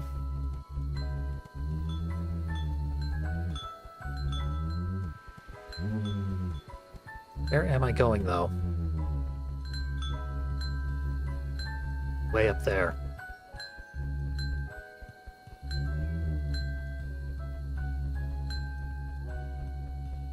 Get a good camera angle here.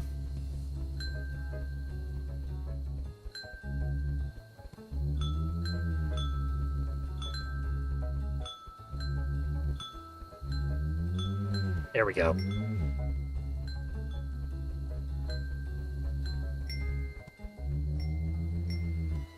I could almost make it to the blimp. The Baron's blimp up there. I would just need some more bells. Could dismantle it now. Kill them before they do any more damage. I should follow the bells here. I considered attempting a shortcut across that branch. It's probably not as close as it seems, nor as easy to get onto.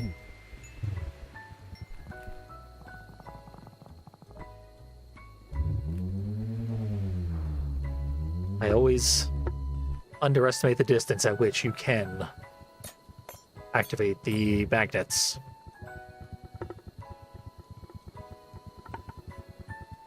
Leads to some very suspenseful moments.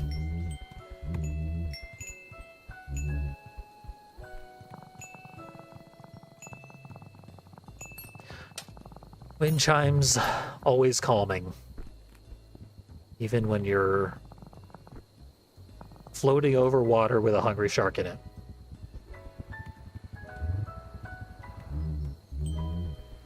Jack is obviously not a shark, but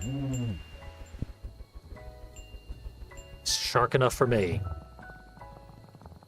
Follows shark rules in video games.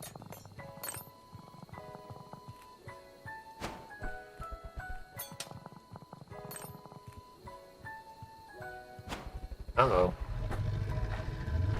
Not today, Jack. Probably should have been today. But it wasn't. Huh. There was a hook buried.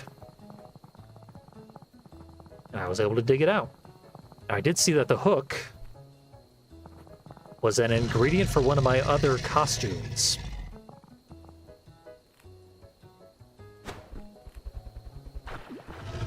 And now I've got it. So if I can afford that, maybe I will do so. Hi, Jack. Thanks for the shortcut.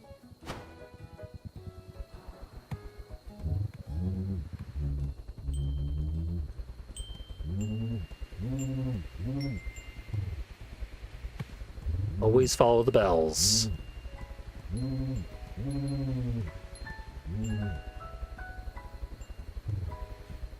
This movement feels real nice once it gets going.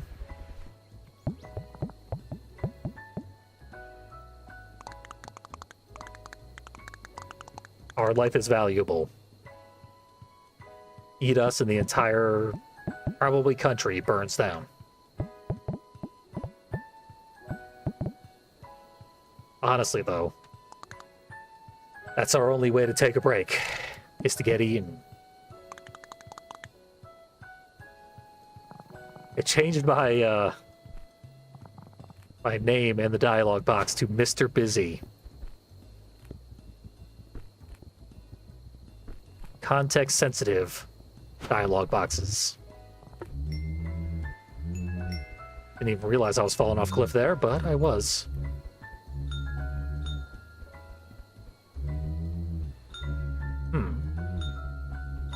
Not getting close enough. Get this one. And now I have.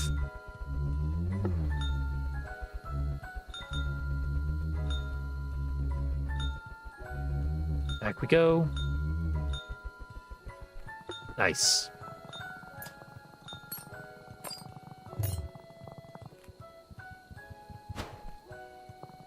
I have a lot of scrap and not a ton to spend it on. Oh, a kitten. Hi, kitten. Oh. I've got to pet a kitten. I'll keep playing one-handed. Uh-oh. I try not to steer myself off a bridge. Oh, he's a good kitten. Yeah, you groom yourself.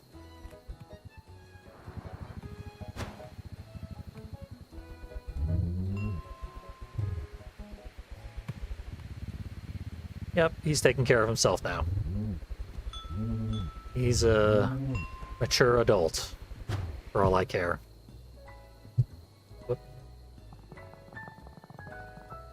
Okay, so this has to be more optional stuff.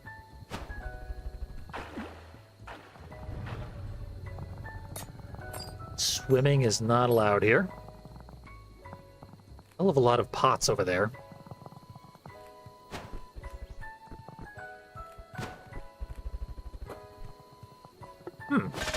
A wasp. Glad I came over here. I like wasps. I think I mentioned that.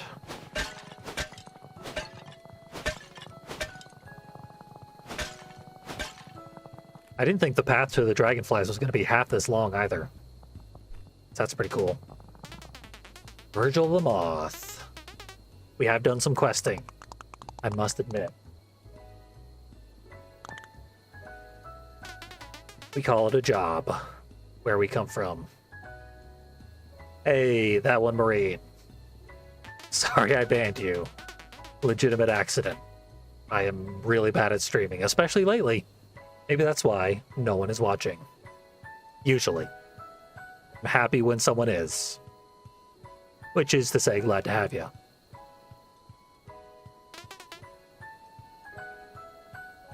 Okay. This is why we've been smashing pots. We've been collecting the pieces for Virgil, who is an artist. I'm almost done with Virgil's side quest. What is this, Virgil? Are you making a new pot? Guess so. There we go.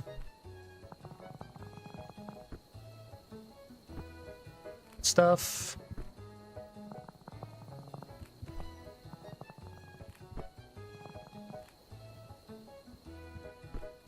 Yeah, no, just bad at chat moderation. Get too many bots around here. Today I've gotten like 3 real commenters. Perhaps someday that will be a bad day, but today, that's a very good day.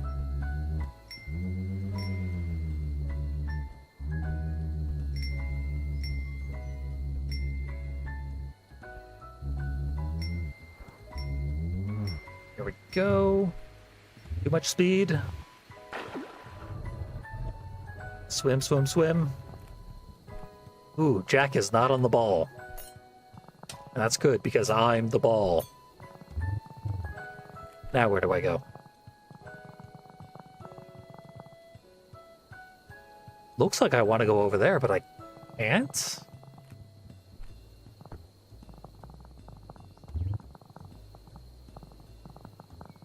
But look at it, it's so pretty. Oh well.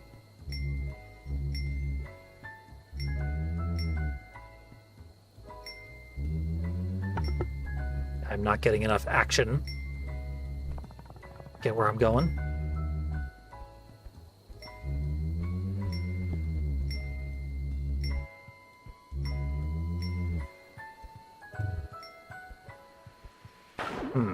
Well, I'm dead.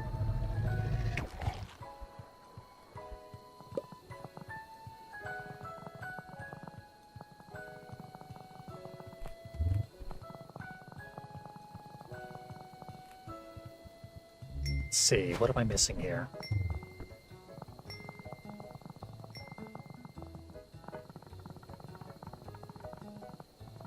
This can't be the way.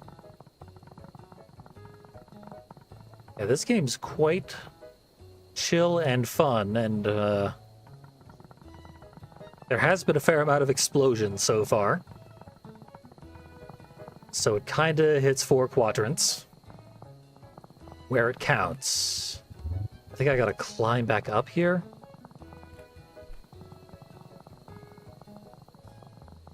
I don't see these bells leading anywhere, though. Besides back where I came from.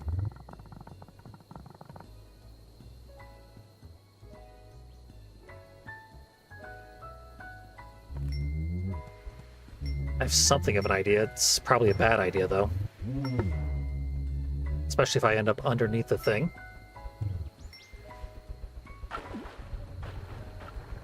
Going fast.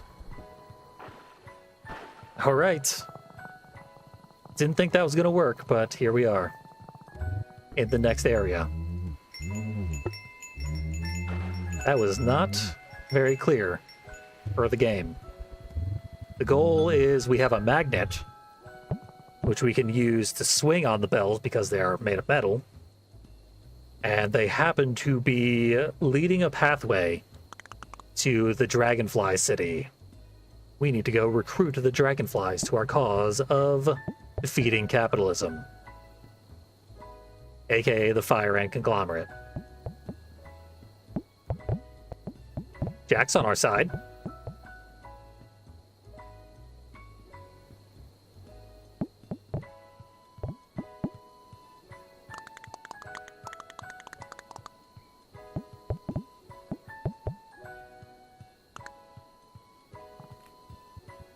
Jack is not good at making his own case. Really, his best bet is to continue trying to convince us that death is a welcome respite.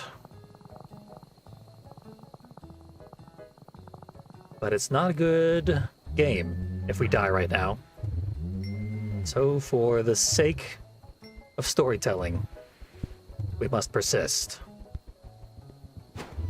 Get ourselves a hard-earned happy ending. This is feeling Dragonfly-ish. Ted spanned. Sorry, Ted.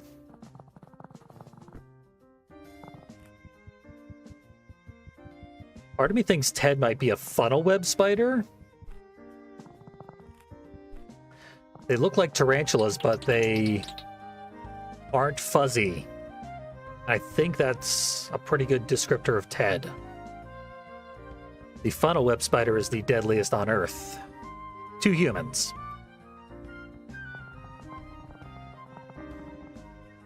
If you are not a primate, you are unlikely to be harmed by them.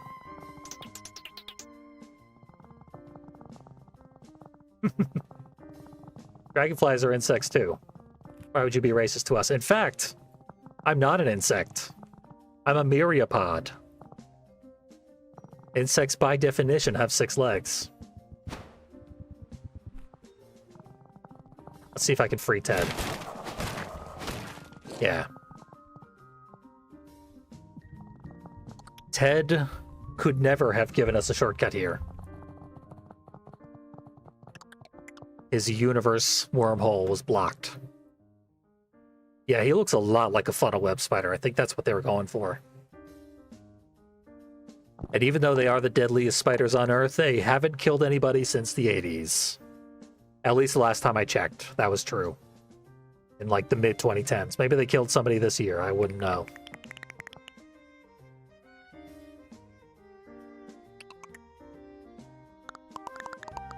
Ted got us here. Accidentally.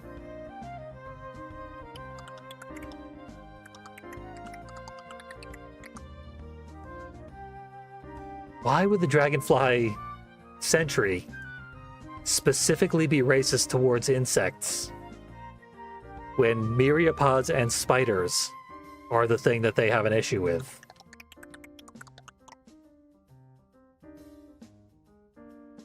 That's baffling.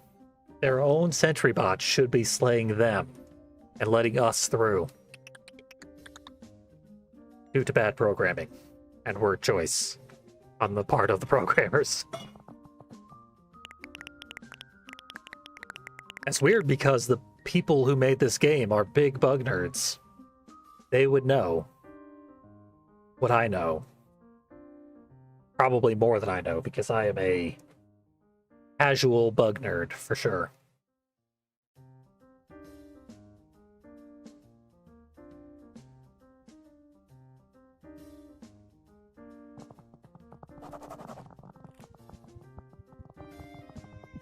Yeah, as far as spiders with medically significant bites, they are very uncommon.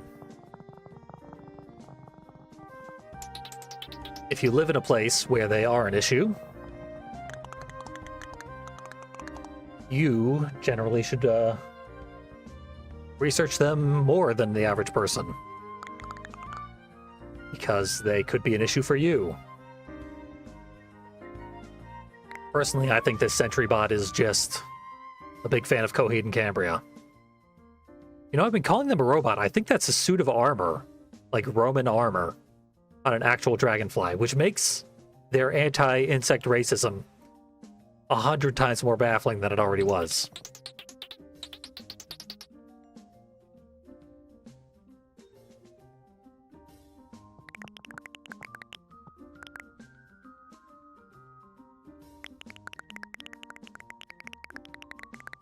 Will the dragonflies help us?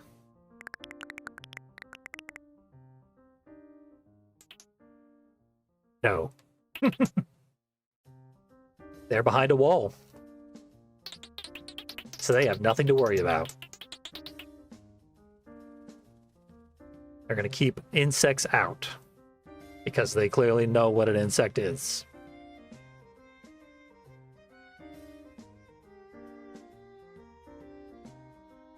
Hey, I remember seeing that building off in the distance long ago and thinking that I wanted to go there. Now I think I can. You'd be shocked what I can do without wings. I should be able to magnetize your armor and throw you into the water. But no, I'm a polite guest. Even against weird, xenophobic dragonflies. Yep, somehow you got in.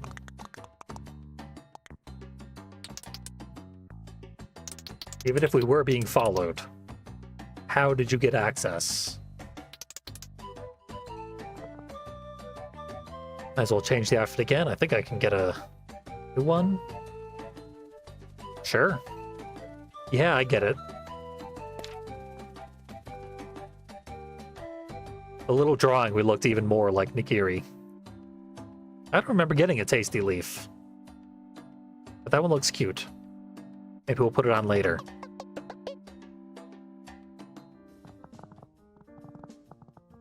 I kind of wish we were as pink as the little drawing showed, so that we would actually look like a sushi roll. You still do if you squint.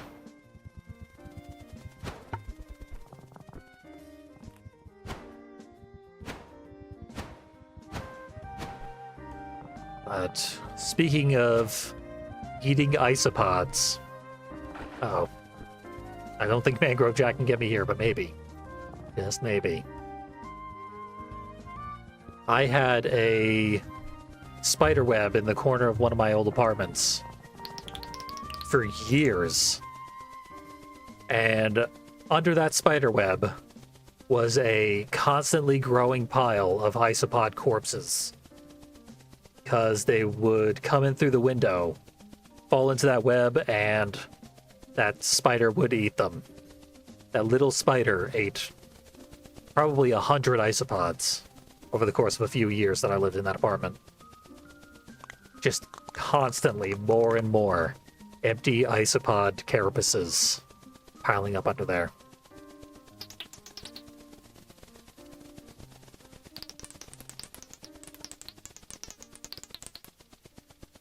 Alright, Pat has joined forces with Crash to become improbably fast. And if things go wrong, Crash is going in the water, turning into mangrove jack food.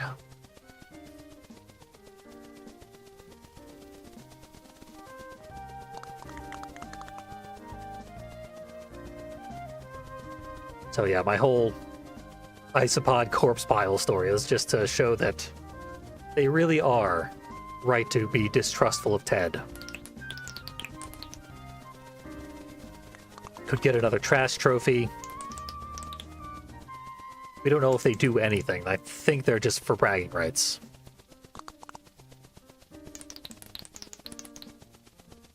I'm interested in doing races, but I know for a fact I'm going to end up having to do them a bunch of times over and failing them a ton, and it's not going to be fun to watch. So in the interest of pacing and my own sanity, skip them for now.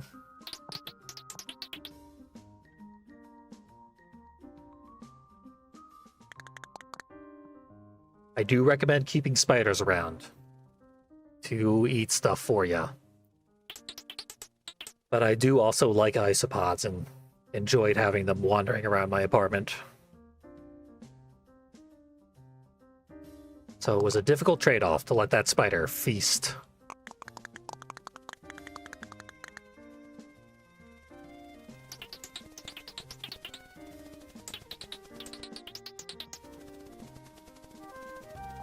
I forget what dragonflies eat specifically.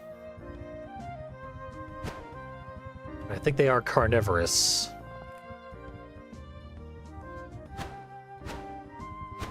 Possibly scavenging of, like, decomposing corpses? I don't think so. I don't know what they eat. I'm not going to conjecture. Alright, we got punk dragonflies.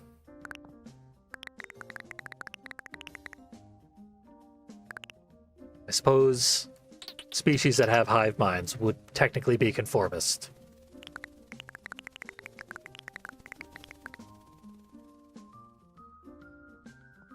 But ours are rather rebellious.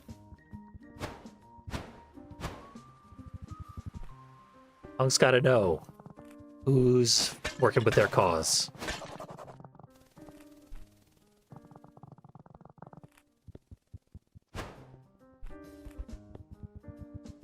Organization is important in your revolutionary activities.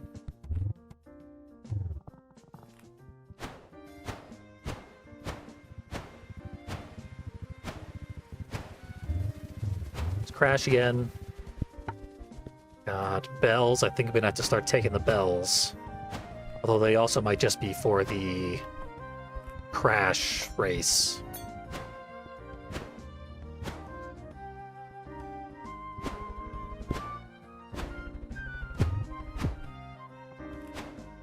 Gotta start looking for which bells are gonna lead to the mayor's house.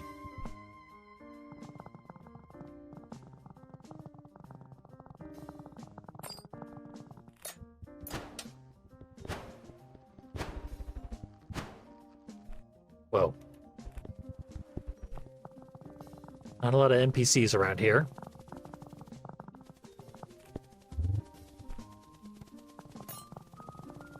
That just leads back to the ground. This is similar-ish to the woods part of Psychonauts 2, which I got lost in my first time playing it for like an hour. I like half solved all the side quests are in the woods, involving Rasputin's family. And overall just accomplished nothing. Okay, yep. This is the way.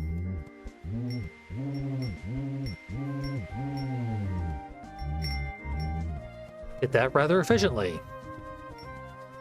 I am getting better at this. Let me in.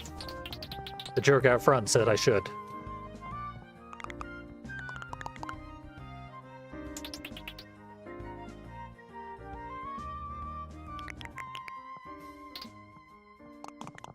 Ziggins, let me in.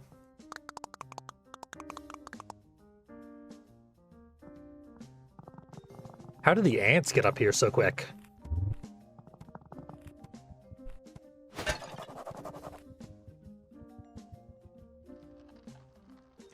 So there was a separate chain of bells also leading up to this platform. There they are.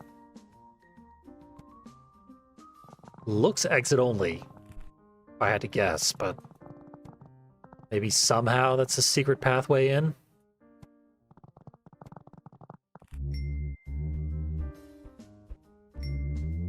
Probably get on the roof. Yeah. Do I want to be on the roof? Will the ants teleport over if I find the secret entrance?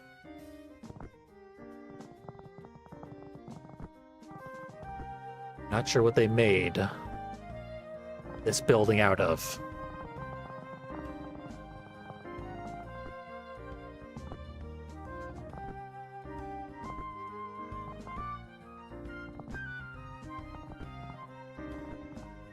I feel like because entry ticket was written in blue, that they do actually want me to go find one.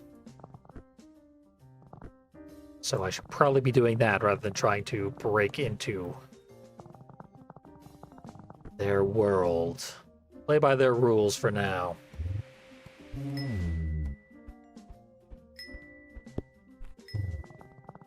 didn't see anyone offering an entry ticket, though. Really, the only person I could even talk to was the meat guy.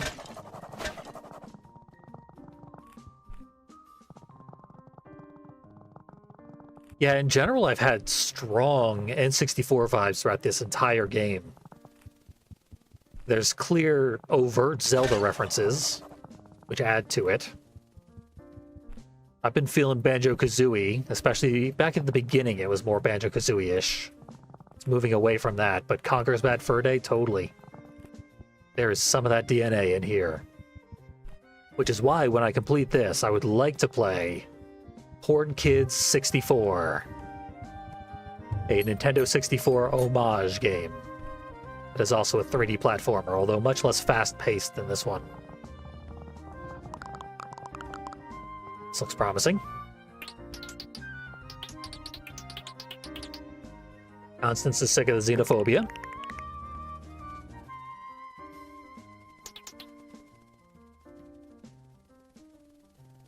What happened a few years ago? Don't ask.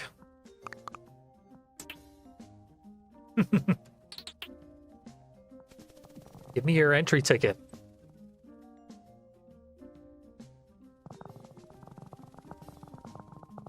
No. Constance took her bags with her. Well, we have information, I guess. Maybe we can probe someone else about what happened a few years ago.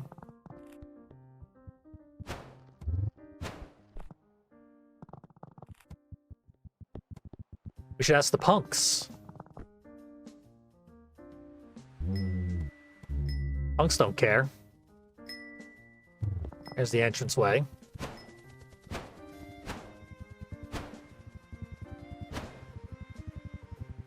Uh-oh, I'm in the water. Okay, nothing's killing me. That's pretty cool.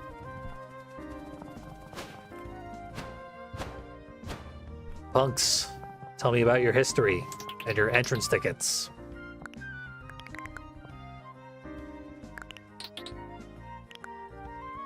Okay, I guess you'll just say the same thing again. Why did I do that? Maybe we just need to show these kind folks some sick skateboarding moves. Although honestly, my platforming through the bells is pretty impressive. If that's not winning anyone over, I don't think anything we do will. Any amount of parkour. I do wish to speak to the council. You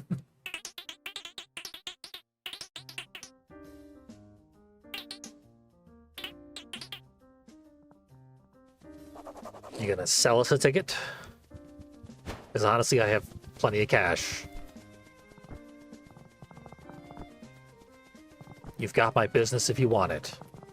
I'm trying to jump in the furnace, which is obviously not a good idea.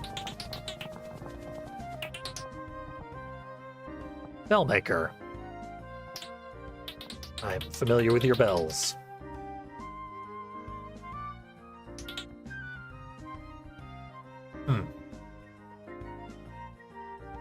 They think they're protected. They kept out Mangrove Jack. Surely they'll keep out the FAC.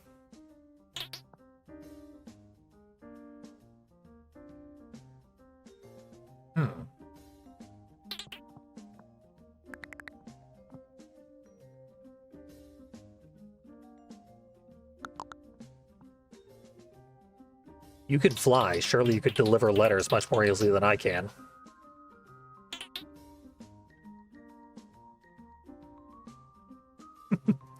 Test of determination. Sure. Works for me. I did remember seeing mailboxes wide open, demanding attention all throughout the area. But they were not interactable until now.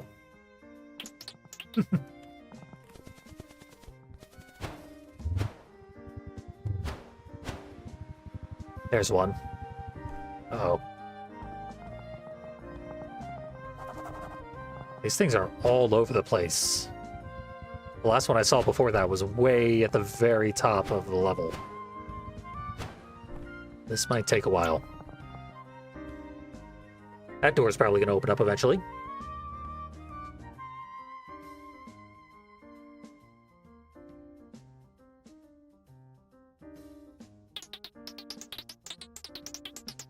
You know, a lot of people wouldn't be able to eat dinner while watching this game. What with all the bugs?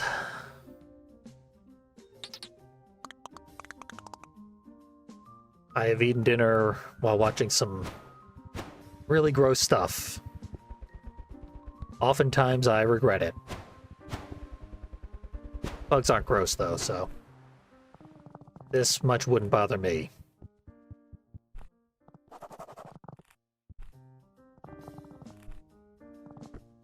Always glad to have found some people in my audience who are not disgusted by bugs.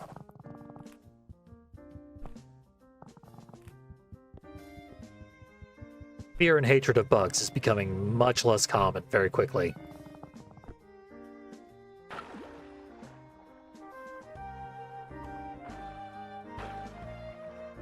A lot of people are figuring out what is appropriate to be afraid of and what isn't, and not wasting their fear on harmless things, even actively helpful things, like bugs.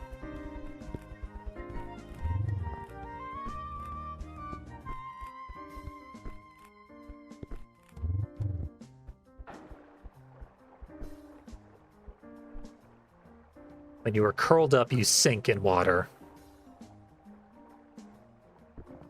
When you're uncurled, you swim. You can just barely, at the peak of your jump height, catch the magnet. There it is. Rather than hold the magnet button and just let it become active when I'm in range, I was trying to time it so that when I got the prompt, then I would hit the button. But my timing was off every time.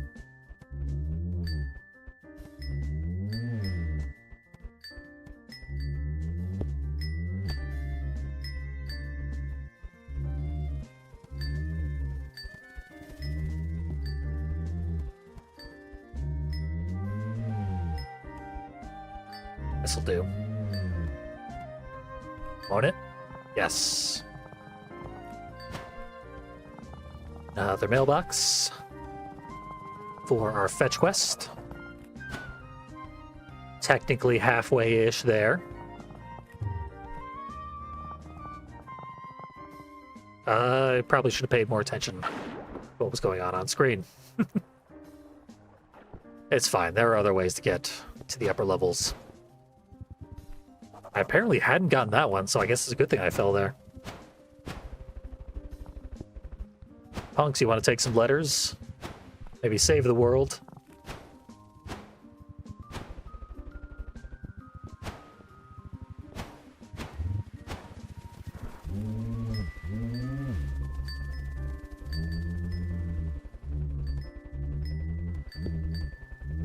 Shortcut. Don't let it become a long cut. Nice.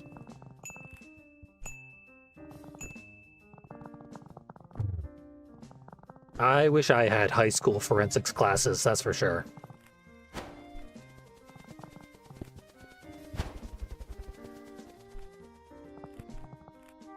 I wanted to be a pathologist. But that is one of the most difficult professions to get into. As your knowledge of anatomy has to be preposterous. You cannot be a specific body system specialist. You have to know all of them.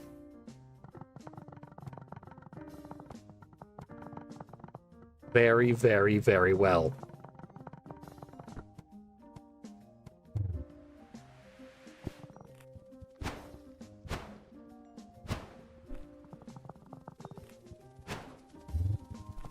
Uh-oh.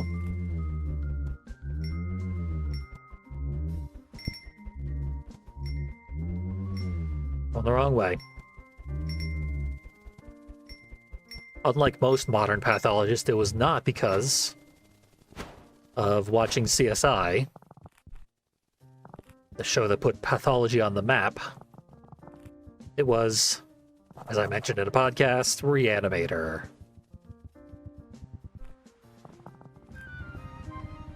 I sincerely do not understand how it is possible that I haven't found this mailbox yet. I have looked at everything, I've touched everything.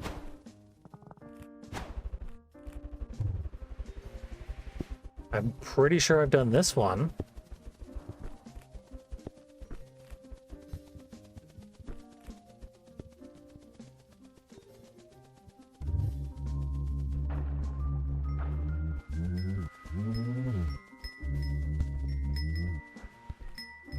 Somehow I hadn't done this one. We're free. Unless I can't find Nassim again, but I'm pretty sure I know exactly where they are. Like I said, it wasn't hidden. It wasn't a mystery. It wasn't a trick. I just didn't find it. Still don't know why.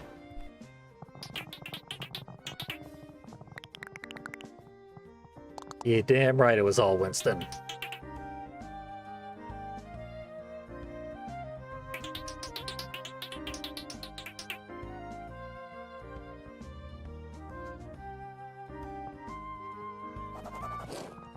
All right. Now to climb all the way back to the top. That pathway did not lead to the top. Nor does this one. This one doesn't lead anywhere.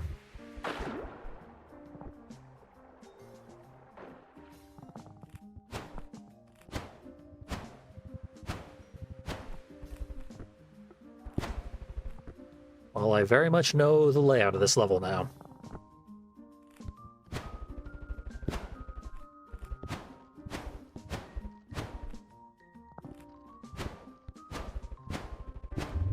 This section is honestly really, really well designed for being made by such a small team,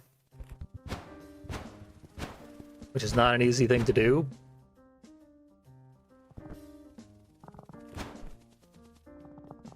I just think it could have used better signposting for where things are and where you need to go.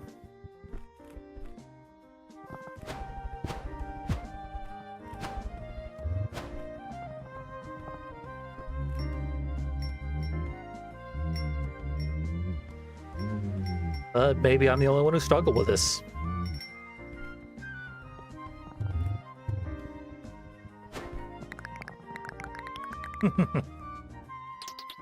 Carl, how did you say that? You're still on the ground floor. Carl, you're shouting very loud. It's honestly impressive.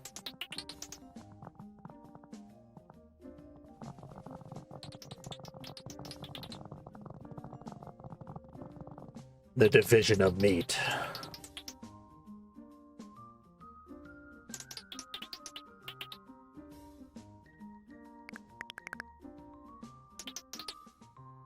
They're very concerned about meat.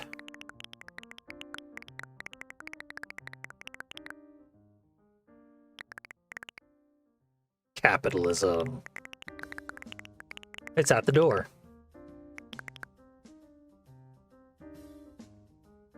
All these bugs care about is meatapalism.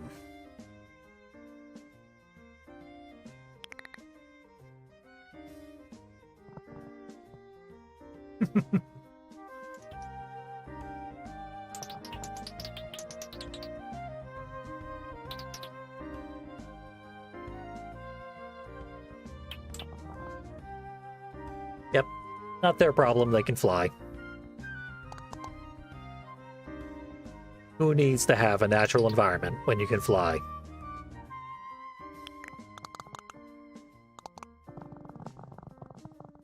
Winston typically knows when he's beaten. He's a little defeatist. We would have given up the fight entirely had we not met the ants sooner. Really, had it not been for Ted.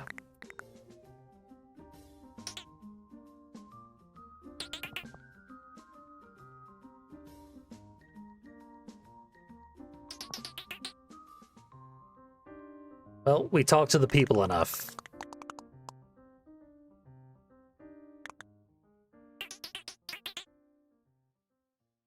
Convince them.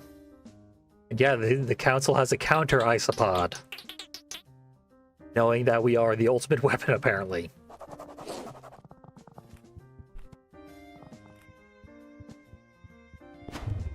Should have patented that magnet while you had the chance. Tinker. You only get one use out of the entry ticket? Wow. Tough society.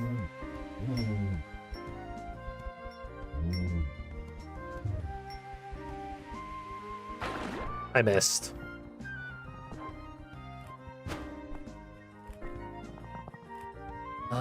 Get my bearings.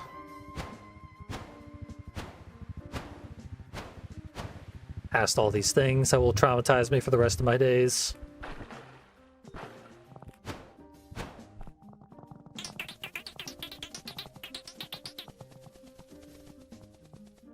That's been a conspicuous door since I first got here.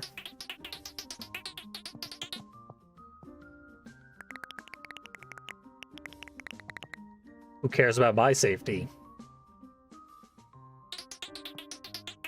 I'm just the tool of liberation for all life on Earth.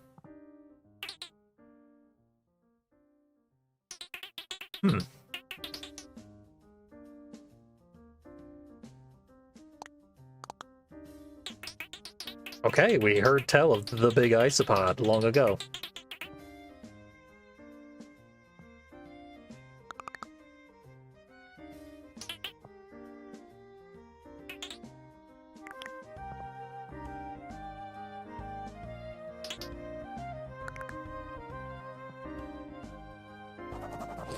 Interesting. Well, we didn't win over their government officials, but we won the people. More frequently, that should be all that matters.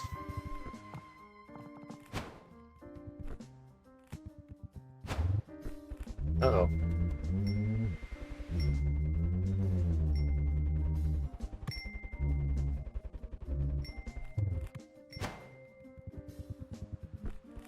In control. Got nothing to lose. I'm not concerned.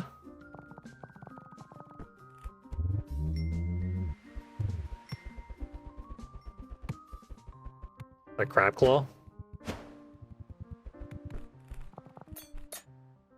Guess I'll go with that. It's probably a costume piece. Gimme. Carcinization has begun.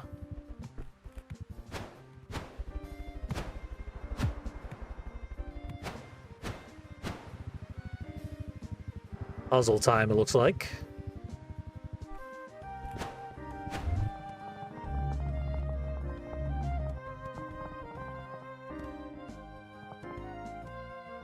Pull the screws.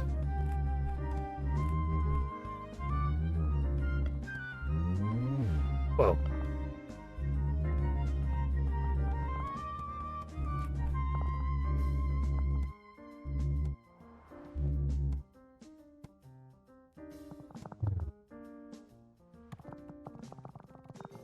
Guess I'm supposed to fall down at this point. Meet maybe a very large isopod to weigh down the third scale. Or carry this weird meat brick up there.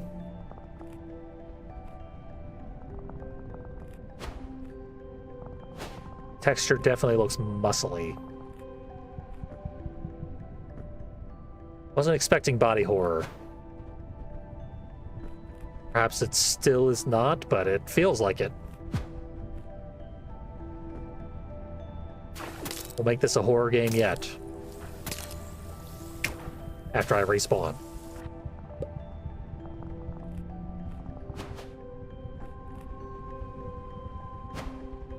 Whoa. Rude. Query GSTS task. Don't know what that is. Took me way, way, way back. I still don't know a good way to get where I need to be. Besides going through the stomach acid.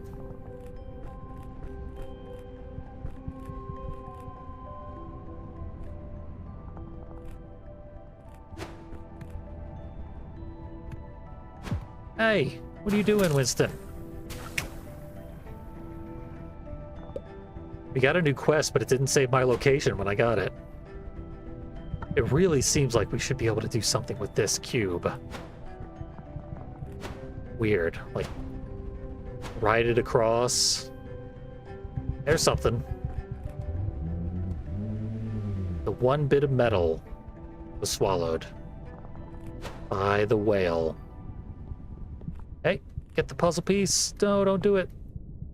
There we go.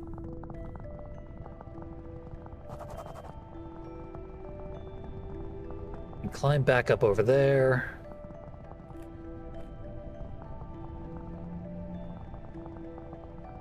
This doesn't seem to be taking me anywhere.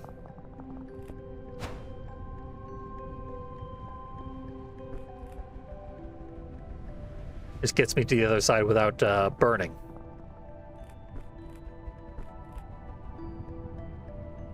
It's probably useful to not burn so much. Shouldn't have been able to do that.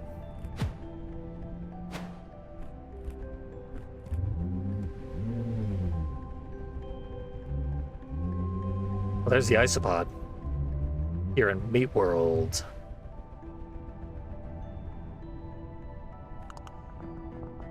Big boy.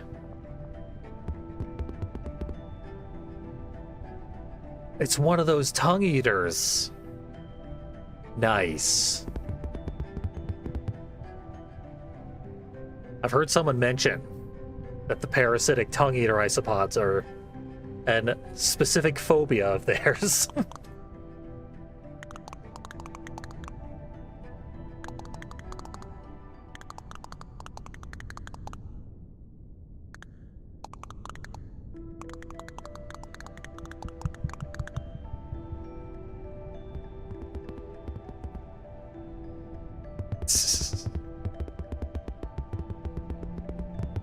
No emotions, just work. Winston is a workaholic, and it's gonna kill him. In fact, it has killed us many times.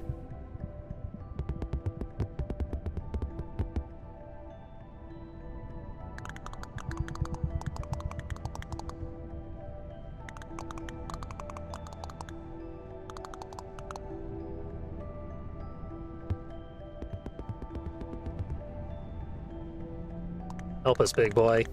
I have no idea how we got into this fish. But it does make sense that this is where an isopod would be.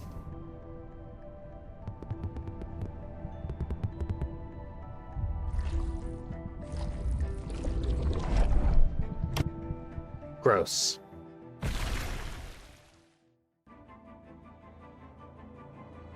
What orifice did we shoot out of?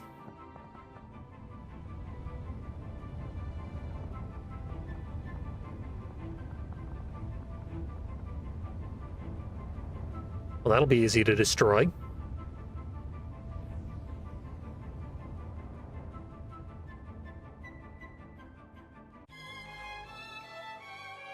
Whoa. We should probably destroy it. Sooner the better.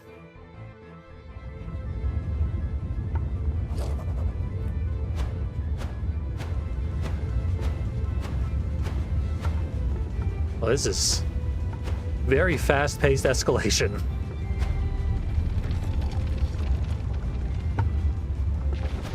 Again, very Sonic. When this game has vibes of other games, it does it really well. And visually, this area looks amazing. Appropriately climactic. I mean, we seem to be approaching the Barrens themselves.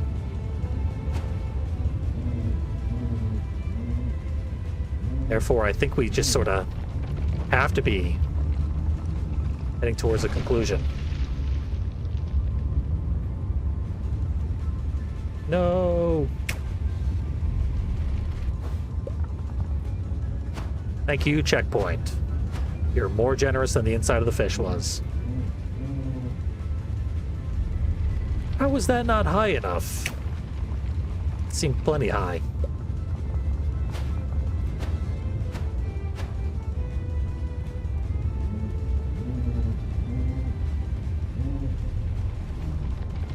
I pulled myself back because I needed more height. Now I'm in trouble.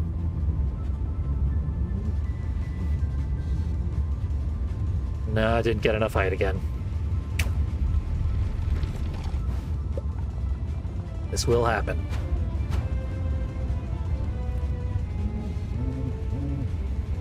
No, not enough height. Not by a long shot.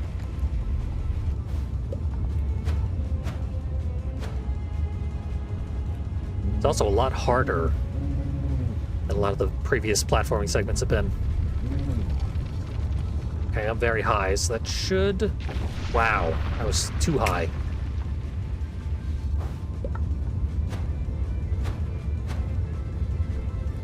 Yeah, they like to do difficult angles for their magnetizables, just to ensure that you're actually, you know, practiced and doing it right.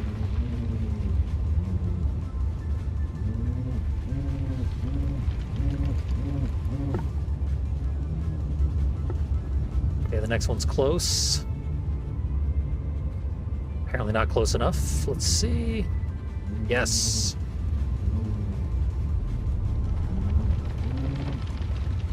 All right. That was the hardest of the airborne magnet segment so far. Let's see if this one's harder. I don't like my odds. Let's go back a little.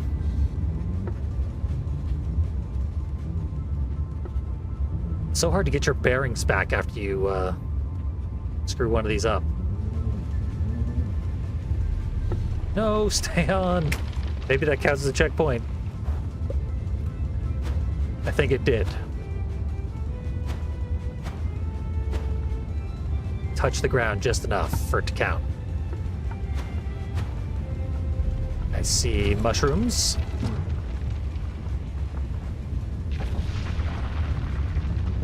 There was a magnet way below me. I wonder if that would have led to, like, a puzzle piece or something. Whiffed that pretty hard. As hard as it could possibly be whiffed. On top of the mushroom, please. No, that magnet just leads into this area. Here we go. Back on track.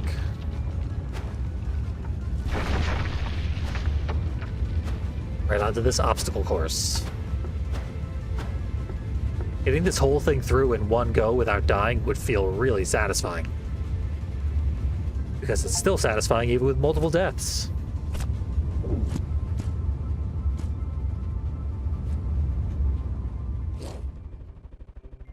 Catch me, dragonfly. Nassim. Oh, 3 days later, never mind. Oh, nice. Truly is a web spin-off. It's Buddy. Hell yeah, Buddy.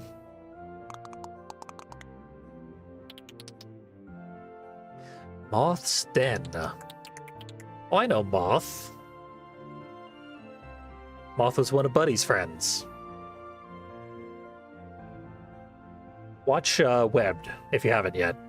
Or better yet, play Webbed, but if you're not going to play it, go watch it, because Webbed is one of the best games ever made. And now Buddy's on our side and defeating the conglomerate.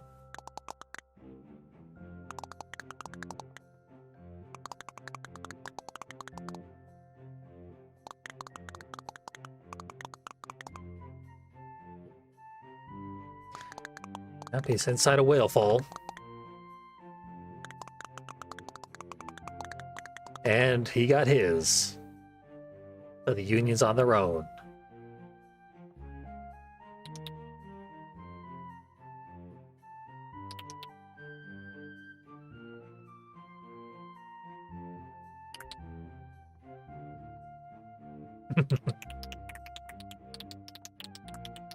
You have now reached the title of Big Big Boy.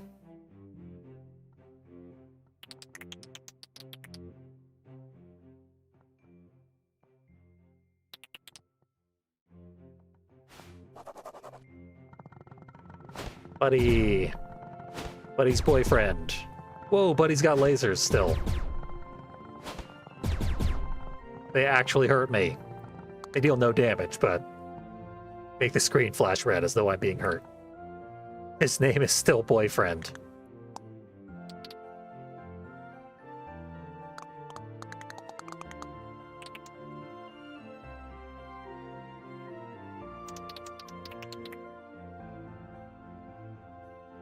Boyfriend is a himbo.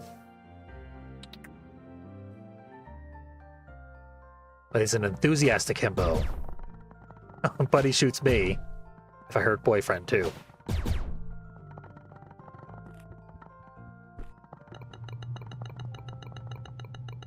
Well, they built quite the lair. I guess with Moth's help, but wow, that's a lot of web.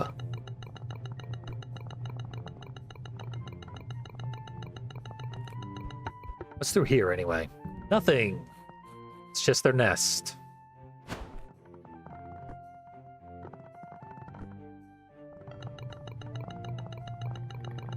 I'm getting ground up in the gears.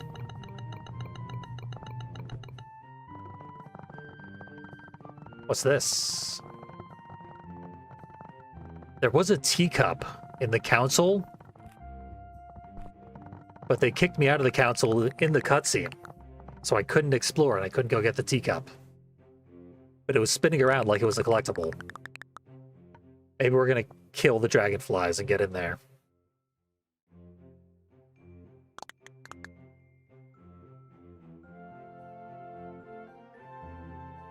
There's bees in the Arthropod Alliance and Webbed.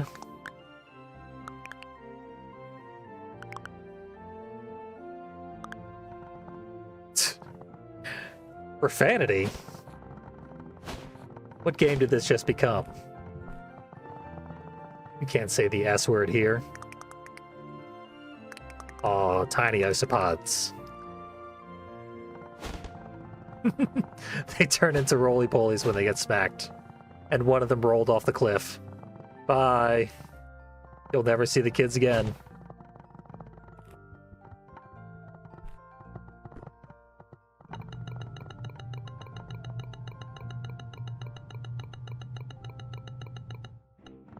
Got sushi'd. What am I supposed to do about that?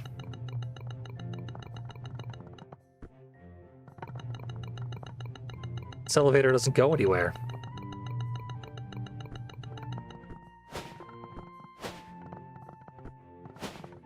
Let me out.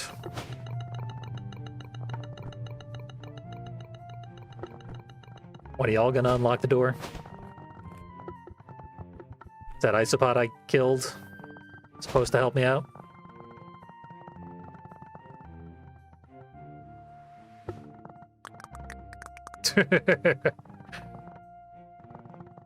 Headbanging. I ruined your life. Okay, I gotta go to lower platforms, I guess.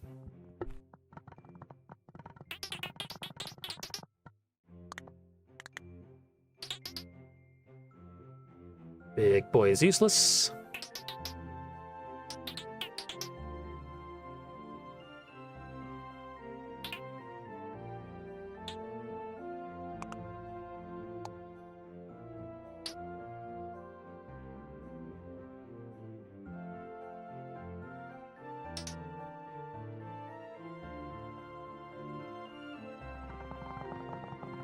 Still gotta smack you. What I do with friends.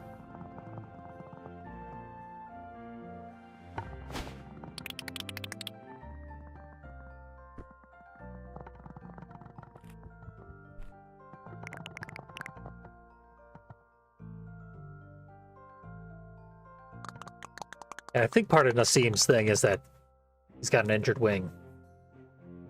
Think so.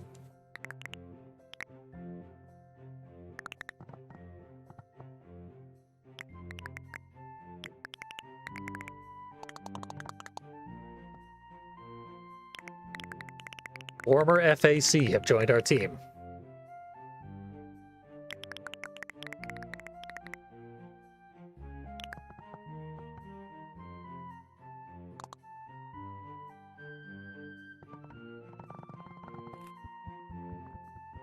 Guess I gotta keep burrowing. Mass salesman.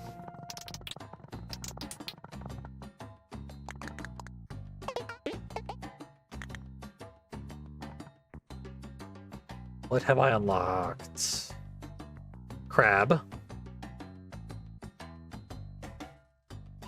There was another one, like a... There it is. The lychee. That one's really cute. I think it makes me look too delicious. Bugs should avoid looking delicious. You made it here. I never finished your puzzle, though. Sorry. Not even close.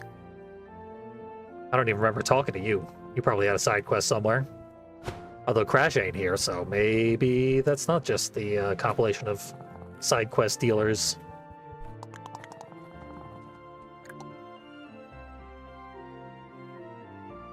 Now profanity is censored.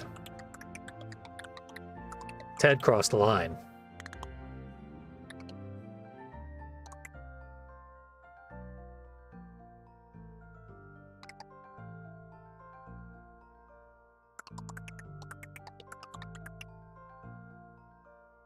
Ted is irresponsible but lovable.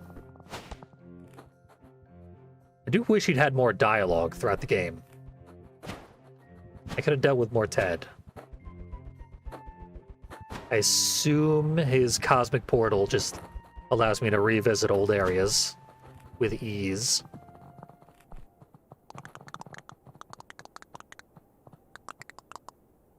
Hey, it's Brick.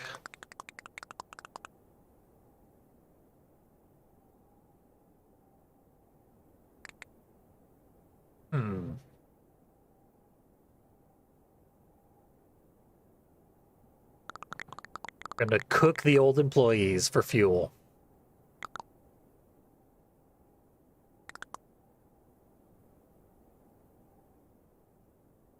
That does not seem sustainable. Not a good business plan to boil your workers. Take it from me, a definite billionaire.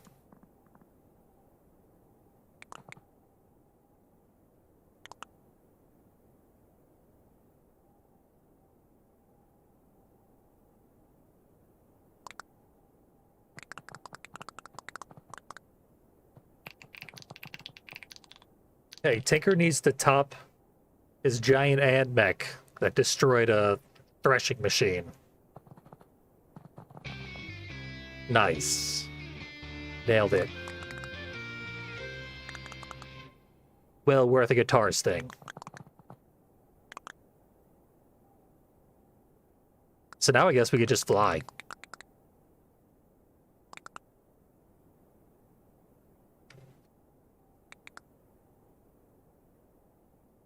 It does undercut the message of needing to rely on allies to have Winston solve all the problems in the game by himself.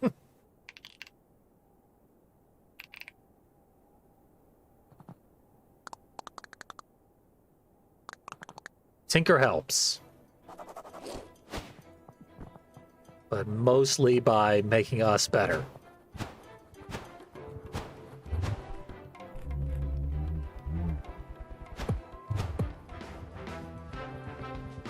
Okay, it is time to start recruiting fire ants to our cause.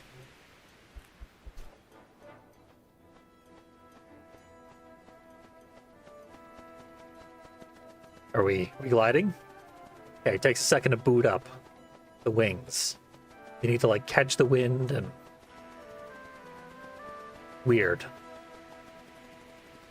Frankly, I don't know what the point of these is yet, because we already did not experience fall damage. But surely they will help us get places where we could not otherwise have gone.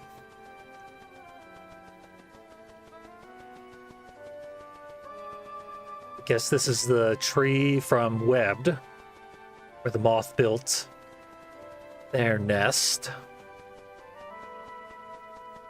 as well as all the other bugs in cooperation.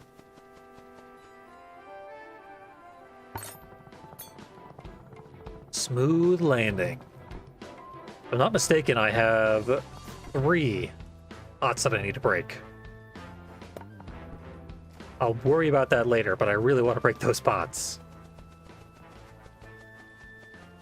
So close to finishing a side quest, and it's the Wasps side quest. Wasps have such a hard time. I feel they really need to be prioritized. This collapsed tree doesn't seem to be usable in any meaningful way. Guess we could climb it on foot.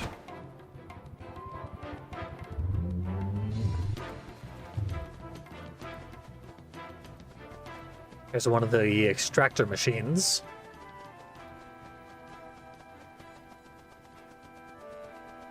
Probably go break the magnet off of it to limit its efficacy. We got a turret.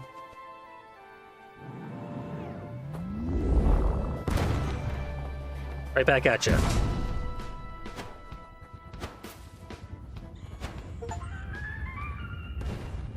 Okay, I apparently smashed a crate in the process there. Oh, I was going to stop and eat some leaves to get some armor. I assumed I was still at full health because I had most recently done a non-combat section. Apparently I'm at no health. I assume this chocolate sauce is not going to be good for my health. Chocolate sauce is not good for anyone's health. Perhaps their enjoyment of life, but not so much health. It actually does provide fast energy if you're like a hiker. You're going to be burning a lot of calories. Packing chocolate is often a good idea. So never mind. Great for your health.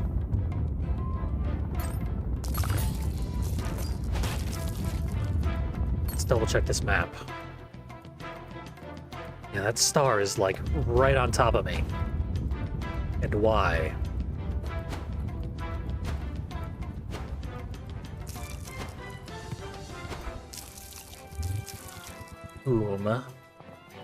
Sent out a distress beacon.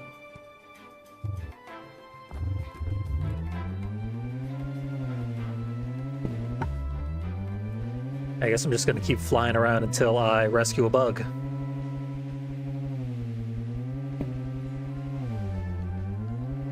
Maybe blowing up all the cannons constitutes rescuing a bug? Like the innocents are inside, awaiting rescue.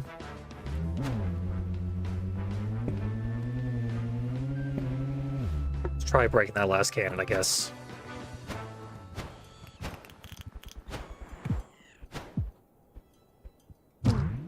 It's quite the hostile environment, though. We are right in the enemy base. That was weird. I caught the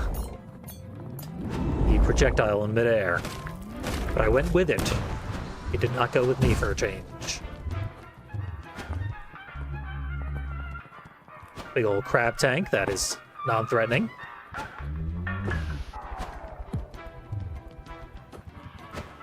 A bunch of speakers. We have still not seen a single character who said, "Break these annoying speakers for me." And they do not provide any resources when they break.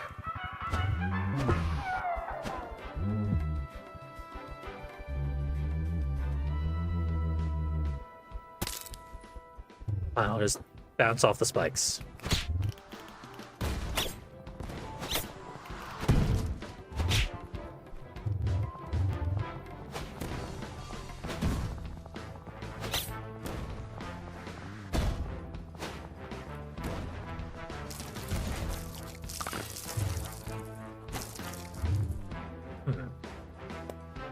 Still experiencing a very limited sense of direction.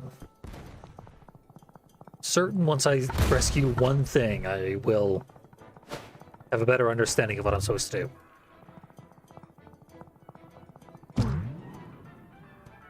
That is probably going to require my wings. Finally got a use. Some cannon is firing at me somewhere, and I don't care.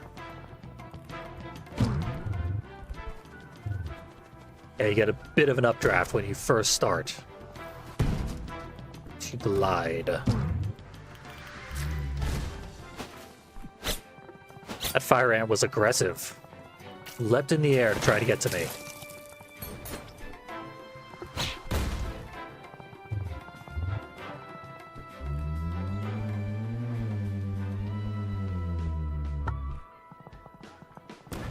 Okay, I'm here. I fly all the way over there? Yes.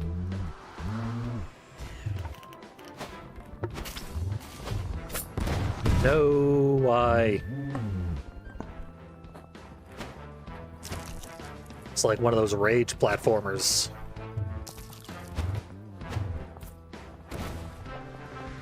Getting over it, like. Those are incredibly popular. Maybe that's what they were going for.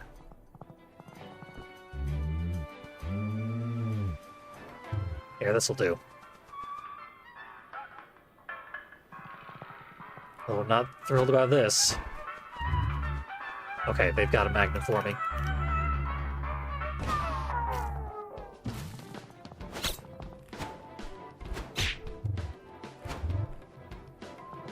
Don't think there's any need to continue breaking pots, but moderately fun.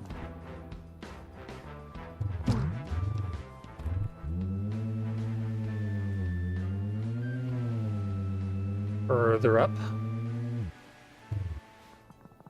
Bug in a cage. Yeah, it was sick. You waited a long time, though, Theo.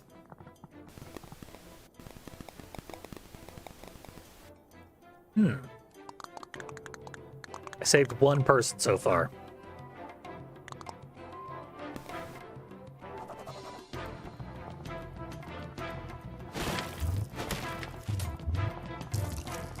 Just to confirm, yeah, the stars indicate torture victims.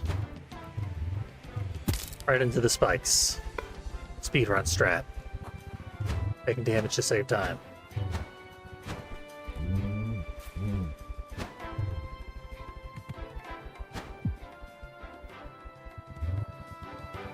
Seems like if you are touching a wall when you hit the boost button in midair, it would normally propel you downwards. But if you're touching that wall, it propels you forwards, which is what you more frequently will want.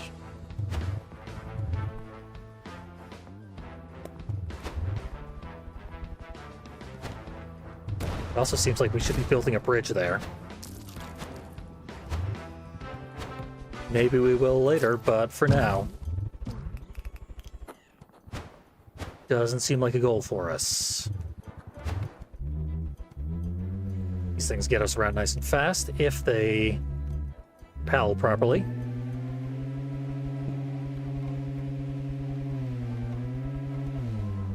Riding the internet to victory. I see now. Why am I going down? Winston. Really bad at the flight mechanics. Need more feathers.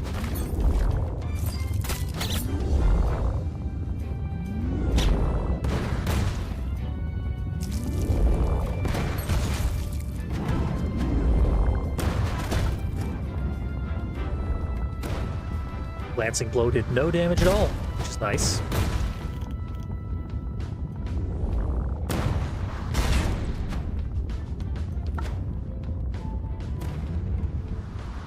There's the bug. Zuh. Can hardly believe I missed that. They have a lot of workers here. I missed that one's official name.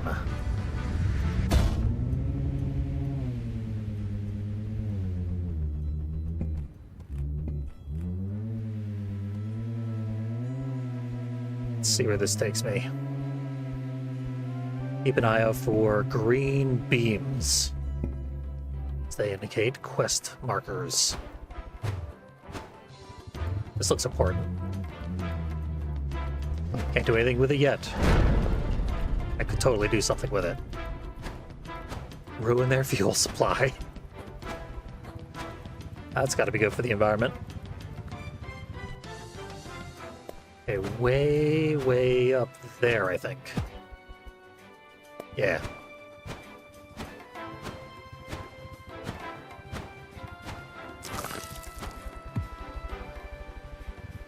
Missing a lot of the scraps, but I have a lot of scraps and I have virtually no use for them at this point. I haven't even seen where the vendor is.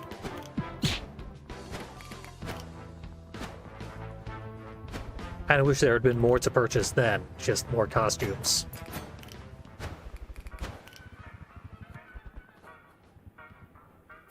And even then, if it was just costumes, more opportunities to visit the costume person. Something like that.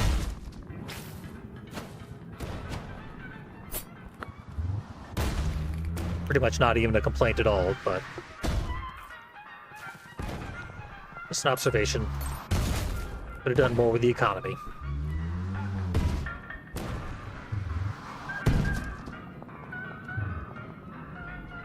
Ride the saw to what end? I have no idea. Okay, I'm like right on top of the place I need to go. Probably way up there. The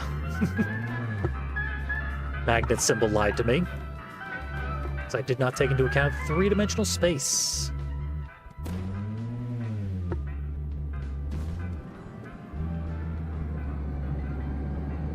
So get up there. Probably going to want to get on top of the crane.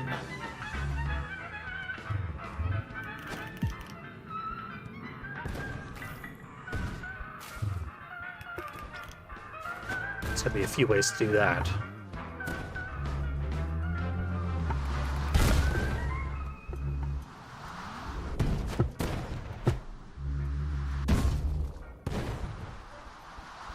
Start. Feels like I'm on the right track. Ouch.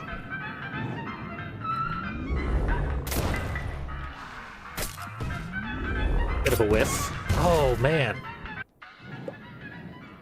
The impact from getting attacked by fire ants is so minimal, I often do not notice it's happening at all.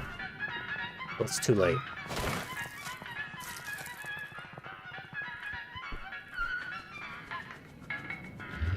Definitely not going the right way now.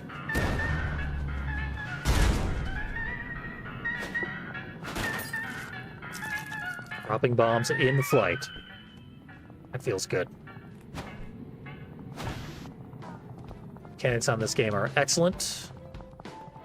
And probably have no cap to how thoroughly you can master them.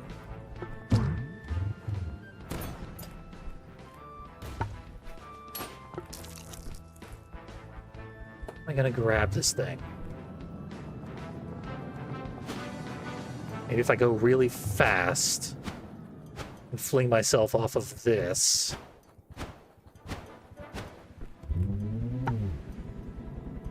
Grab it. Maybe if my timing was better. This should get me somewhere. Ooh, yeah. Yeah, this game feels impossibly good when you're doing it right.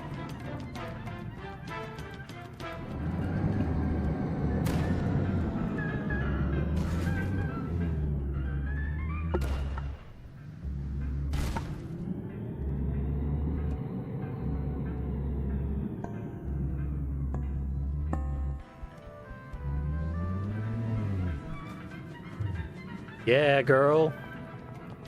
That's awesome.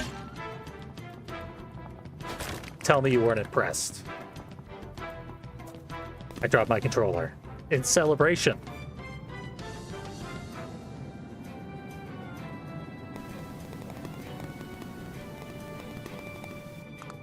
Okay.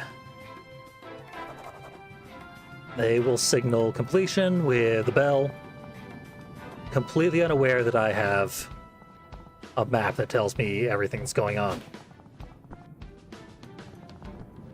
They do not comprehend video game logic.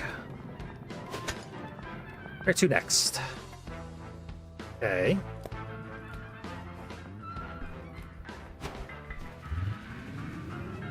That's interesting.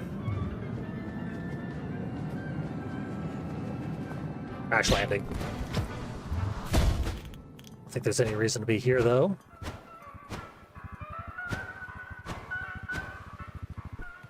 Kind of an interesting area.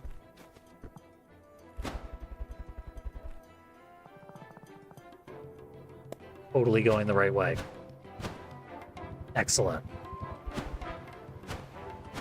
Enjoy it, because that's a rarity for me.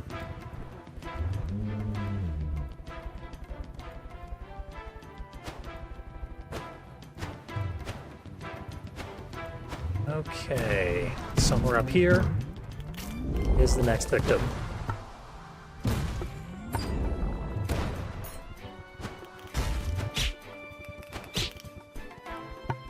I kind of feel like the rest are going to be on the easy side, just because two of those were really, really, really hard.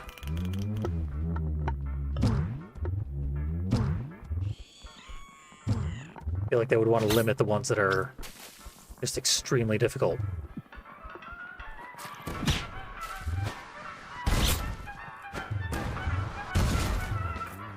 Somewhere around here. There. Yeah, I should be able to climb that thing. Or just bounce off this thing. One way or another, I'm getting over there. And I'm over there.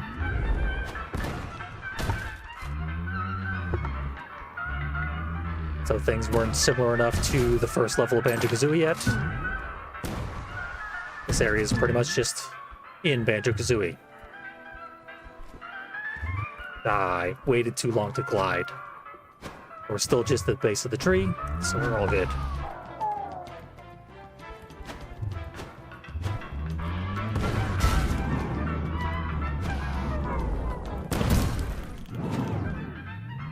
Just attack those things face first. Bounce cannonballs back manually. I wish I was a mechanic, but it ain't. And coming in for a landing. You're free, Vlad.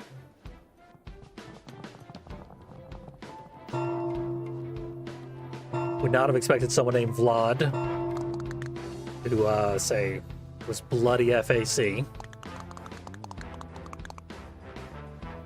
Judge a book by its cover, I guess. Well, it's time to go attack the FAC from our mega structure. And it will allow me to rescue the other bugs. I was worried for a second. Though this is by no means a 100% playthrough, I am very interested in what kind of platforming challenges they have set up for these last few.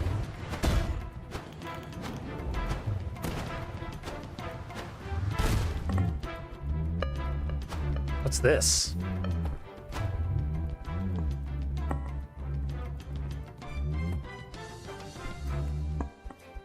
Why wouldn't I lock on the explosive barrel? There. Destroy more technology. For, as far as I know, no reason whatsoever.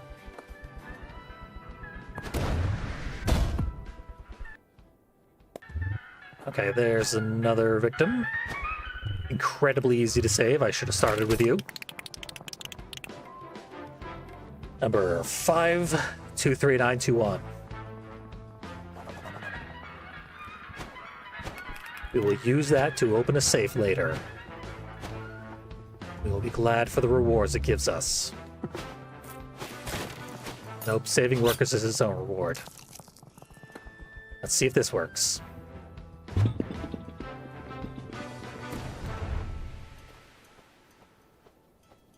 I'm gliding. I'm not gliding. Why am I going straight downwards? That was weird.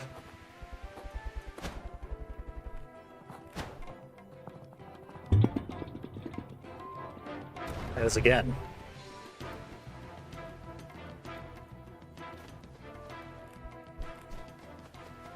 What? Why doesn't this work anymore?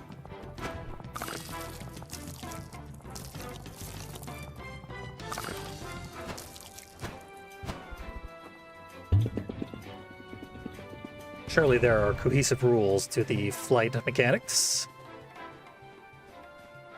Go forward, dude. Better. And this is what I was looking for.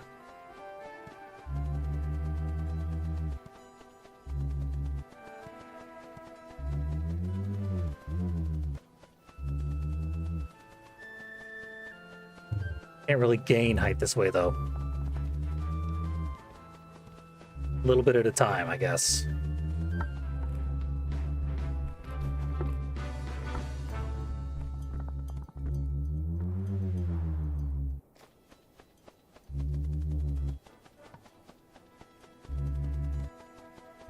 Also, we use this to gain speed. Allows us to stay in flight.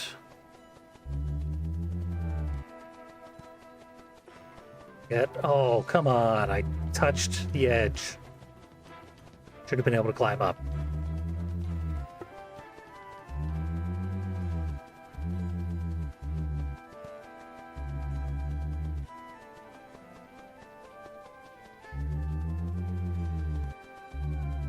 Getting up there.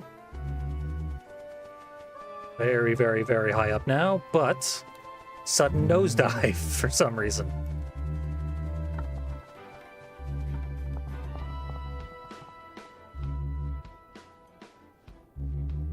Gotta be an actual pilot to understand how the flight mechanics work in this game.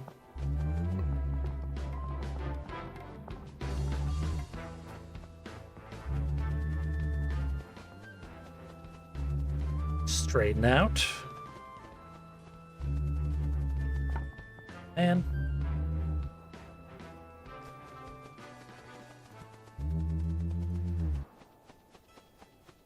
nosedive, inevitable.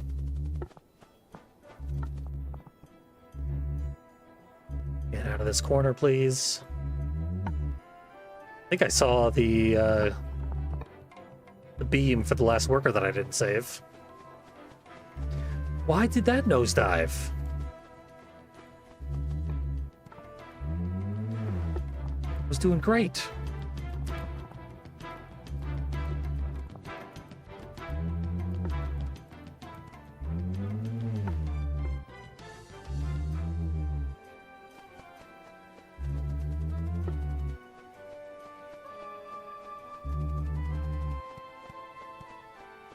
I'm not getting any speed. Sucks.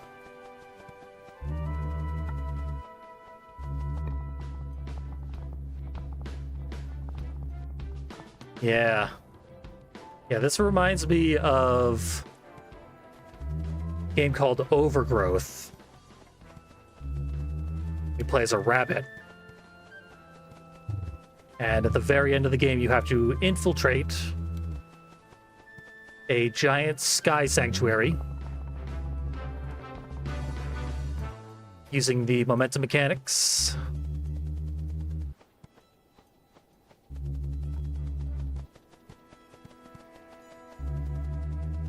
It's very difficult, but this is a lot harder.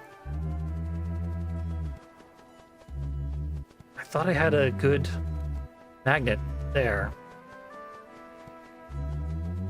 Now all the magnets take me downwards.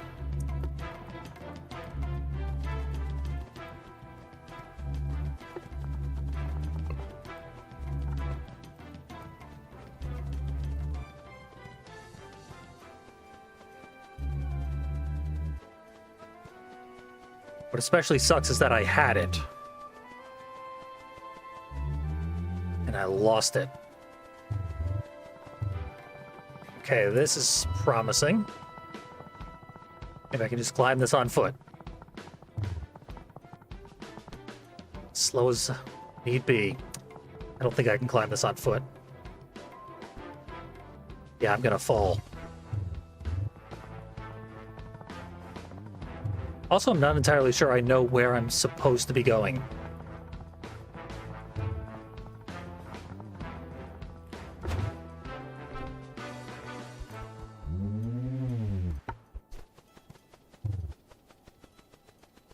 I'm supposed to be going there. I definitely don't have enough forward momentum, but... Whew. Made it. I probably could have gotten here a little sooner if I had known this is exactly where I was trying to be, but yeah. Feels good, but... Yeah, I'd kind of like to come back and master these controls. This is a game that I feel like I'm going to want to play a bunch of times over. And I imagine the speedrun is already amazing. Probably in a couple of months, by the end of the year, it should be among the more impressive speedruns ever made. Or performed, I guess.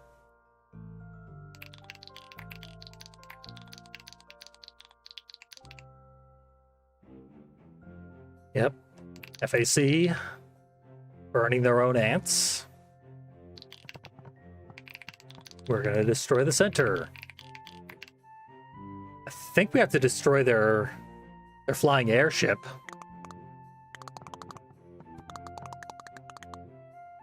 Anyway, on to the end game.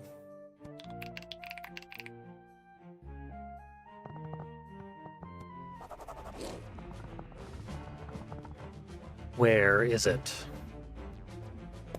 Is it that all the way behind me? Yeah, I'll just follow the trail of fire.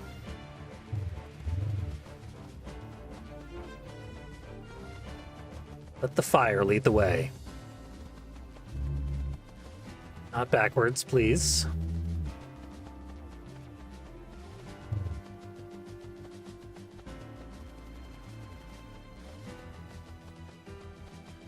Learning a little bit how we could use the analog stick to tilt and thereby keep our direction and not go into nosedives constantly.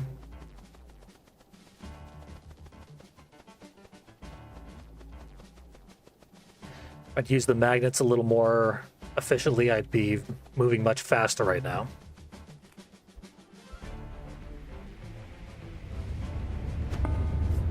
I missed. Somewhat anticlimactic, but door's still open. What do you think?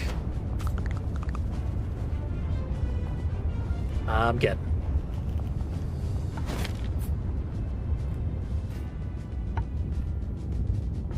Hey, there's all the ants. Oh, that's what this was.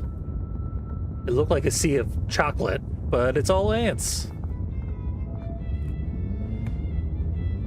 I'd actually forgotten the plot point that they were funneling ants into their own engines.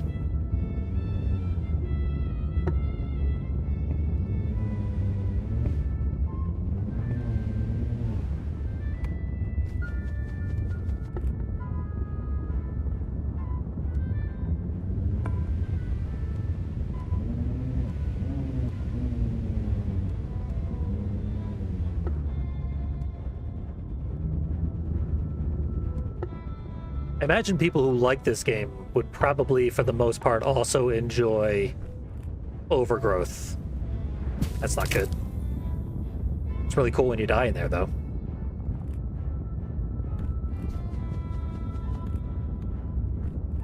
Overgrowth is definitely very, very different from this, but being an action platformer, cool anthro animals that use their animal-related abilities to their advantage. I've been getting Overgrowth vibes all throughout this playthrough. Dipped into the ants. The ant ocean. Didn't exactly nail that jump. We got loose houses floating through the sea of ants. Creepy. The scenery and imagery throughout this game has been sometimes surprisingly horrifying.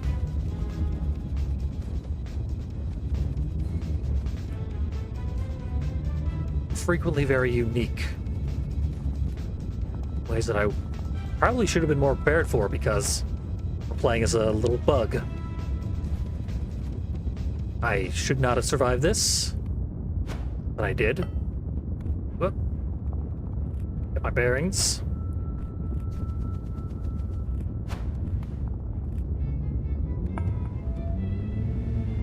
I already can't wait to see this game at speedrun marathons. Oh, ants on the ceiling. They let me get over here anyway because I guess I flew far enough forwards that they liked it. God, this is wild. A whole tube of living ants on their way to death.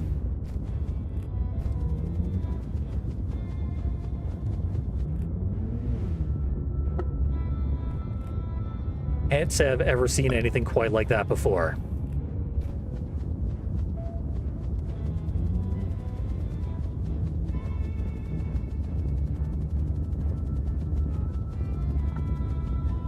How do I want to play this?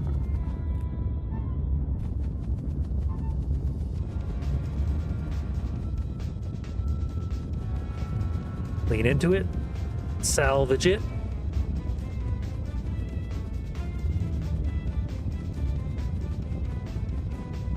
I wonder if this is at all how Mario World cape mechanics work. Because I have a surprising amount of control as I am slowly figuring out how to use it. It didn't save me. That's the stuff.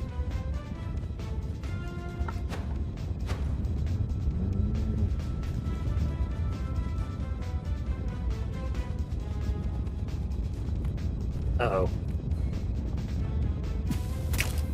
Didn't want to bonk the corner of the platform like that. Nice, generous checkpoints to keep this from being frustrating, at least.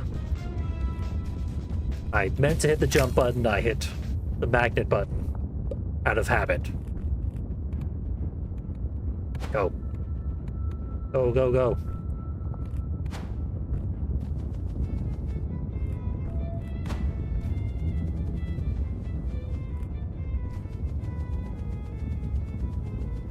No, I'm not even going to bother with the platforms. I'm going to lose all my speed, though, and start going backwards and into the ants. There are trap magnets all over the floor.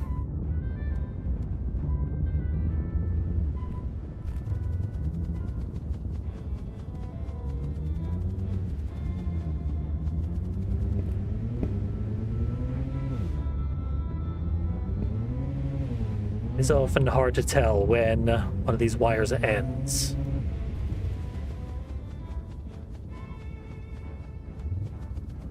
No ants on the ceiling, at least.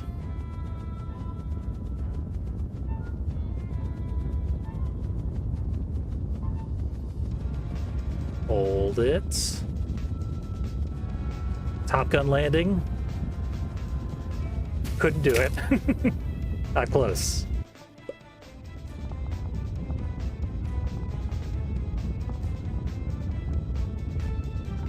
Oh, I didn't grab it properly.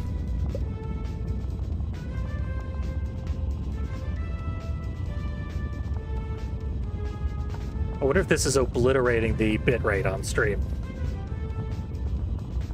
Games like this can do that. Waterfalls in general tend to cause that problem, and a waterfall made entirely out of ants probably going to do it even worse than usual. Okay, into the thresher.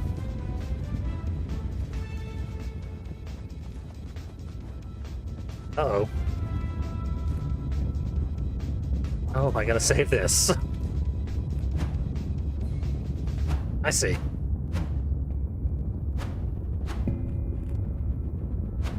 Oh, I almost saved it anyway. It might have checkpointed me way back. Never mind.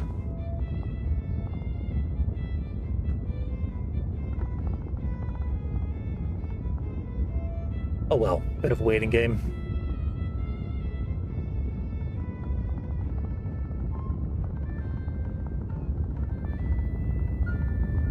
From the demo of this game, I didn't expect anything nearly as visually impressive as this, or the treetop chase against the fire.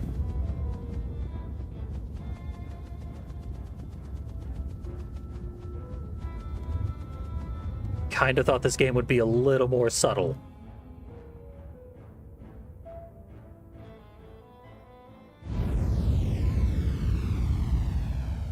Just kind of stay the course and be cozy. But no, this is a big, impressive,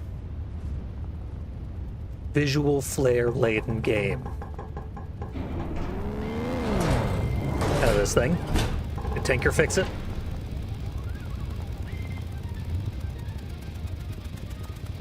No. The ants fixed it. Have I still got bombs?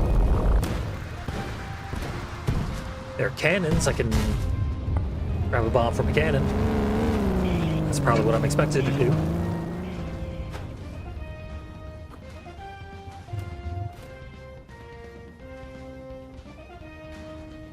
Cannons?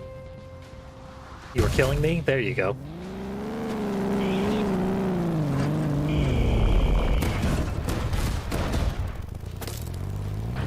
Oh, I went through the floor. That's probably not intended. Save me, Mangrove Jack.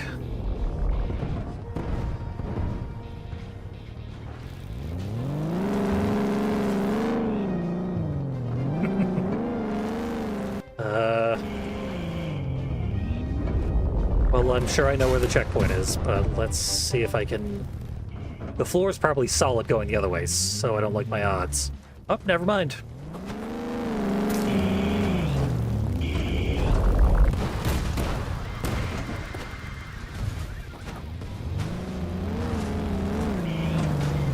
Well, this thing's stuck on the ground floor. And I am not. Therefore, let's just go exploring. Does the thing say to attack it? Nope.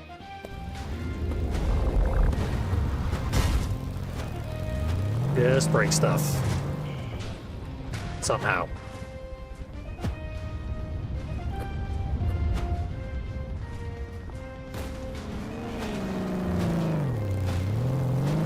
I gotta get the big guy to attack this? Nope. I can attack it.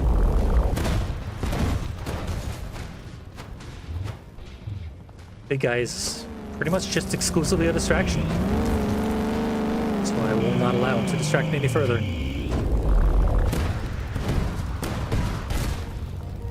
One of those got me, though.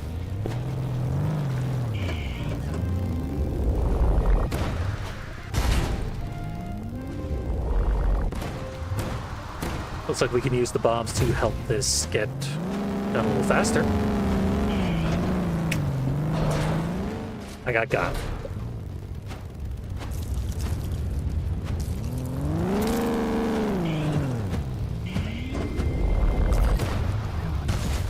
It actually hurts me to get rammed by the robot this time.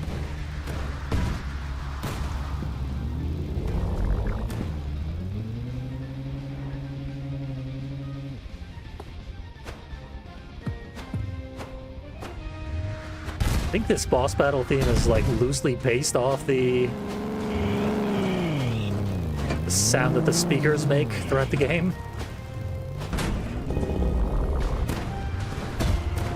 Or there is a speaker to be broken over there somewhere.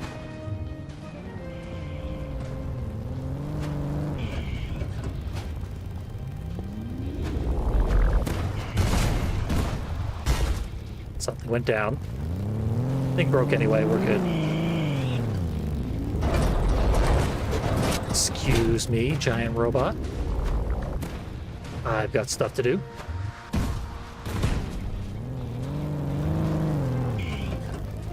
Hey, that's already broken. Yeah. It was too steep to climb, so it's a good thing it did break of its own volition. There's the next and probably last one.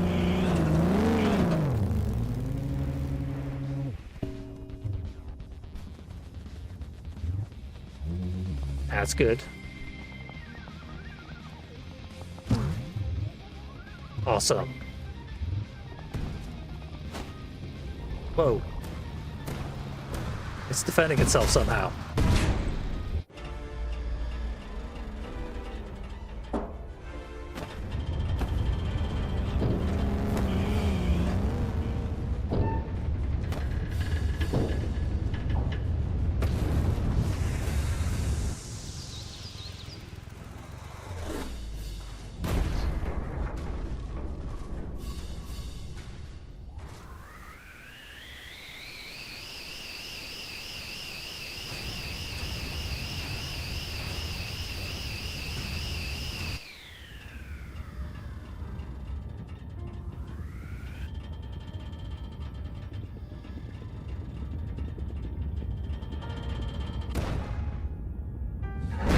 Whoa. I did kind of think we'd get to press at least one button to destroy the blimp. But nonetheless, that blimp is busted.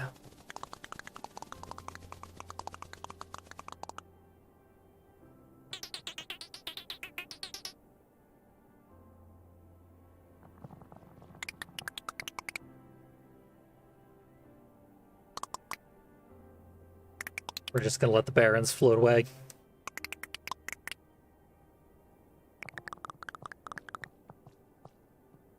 We sure killed a lot of their minions without any remorse. I guess we saved more of their minions overall.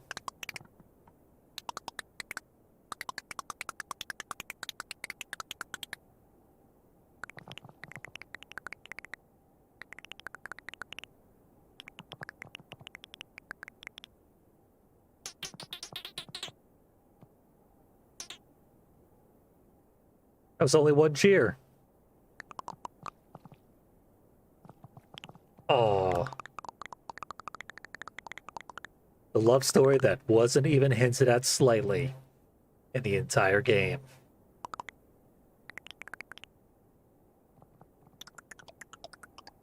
Ted, officiate the marriage. Even though they just started dating seconds ago.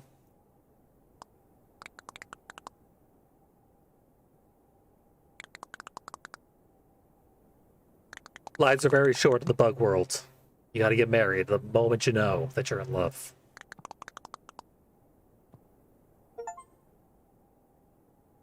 Row, row, row your boat is the ending achievement to indicate victory.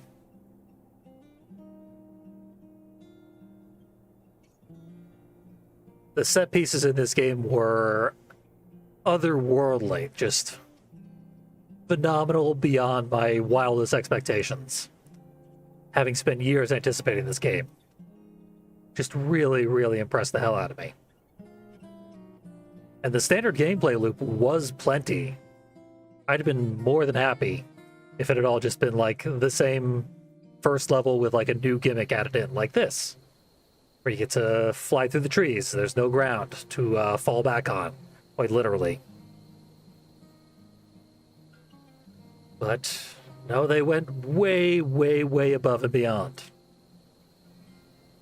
The final boss there was actually one of the low points as far as visual flair and satisfying conclusion.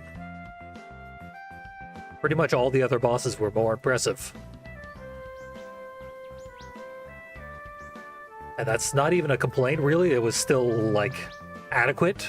It's just that everything else went so far above and beyond that adequate seems mildly disappointing now. So, yeah. Ridiculously good game.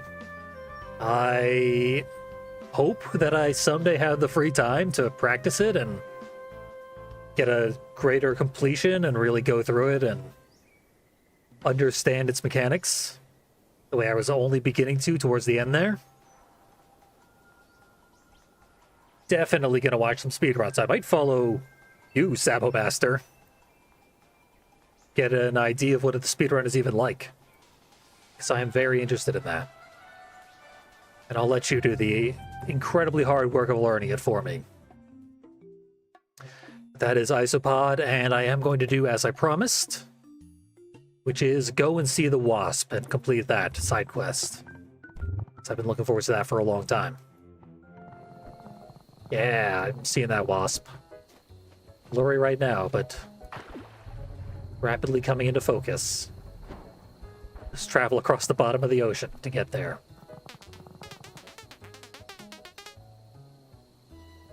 Art, art, art. Hell yeah. It's that art where you use gold to fill in the cracks in a broken pot. Kintsugi. Thank you, Virgil.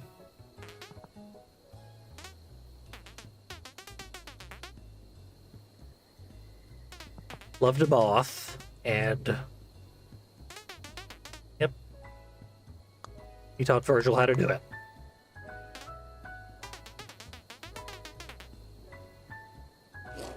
Thank you, Virgil. That's gonna be a costume. Whoa.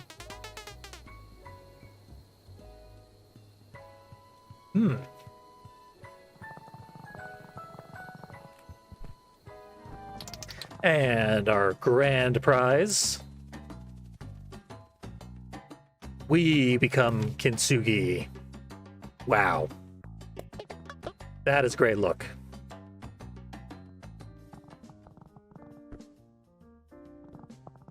Artistic. And arthropodtastic. Bam. My need for violence has been sated. And my mastery / uniting of all the world's bugs has been very fruitful and satisfying. That's Isopod. I loved it, and I highly recommend it.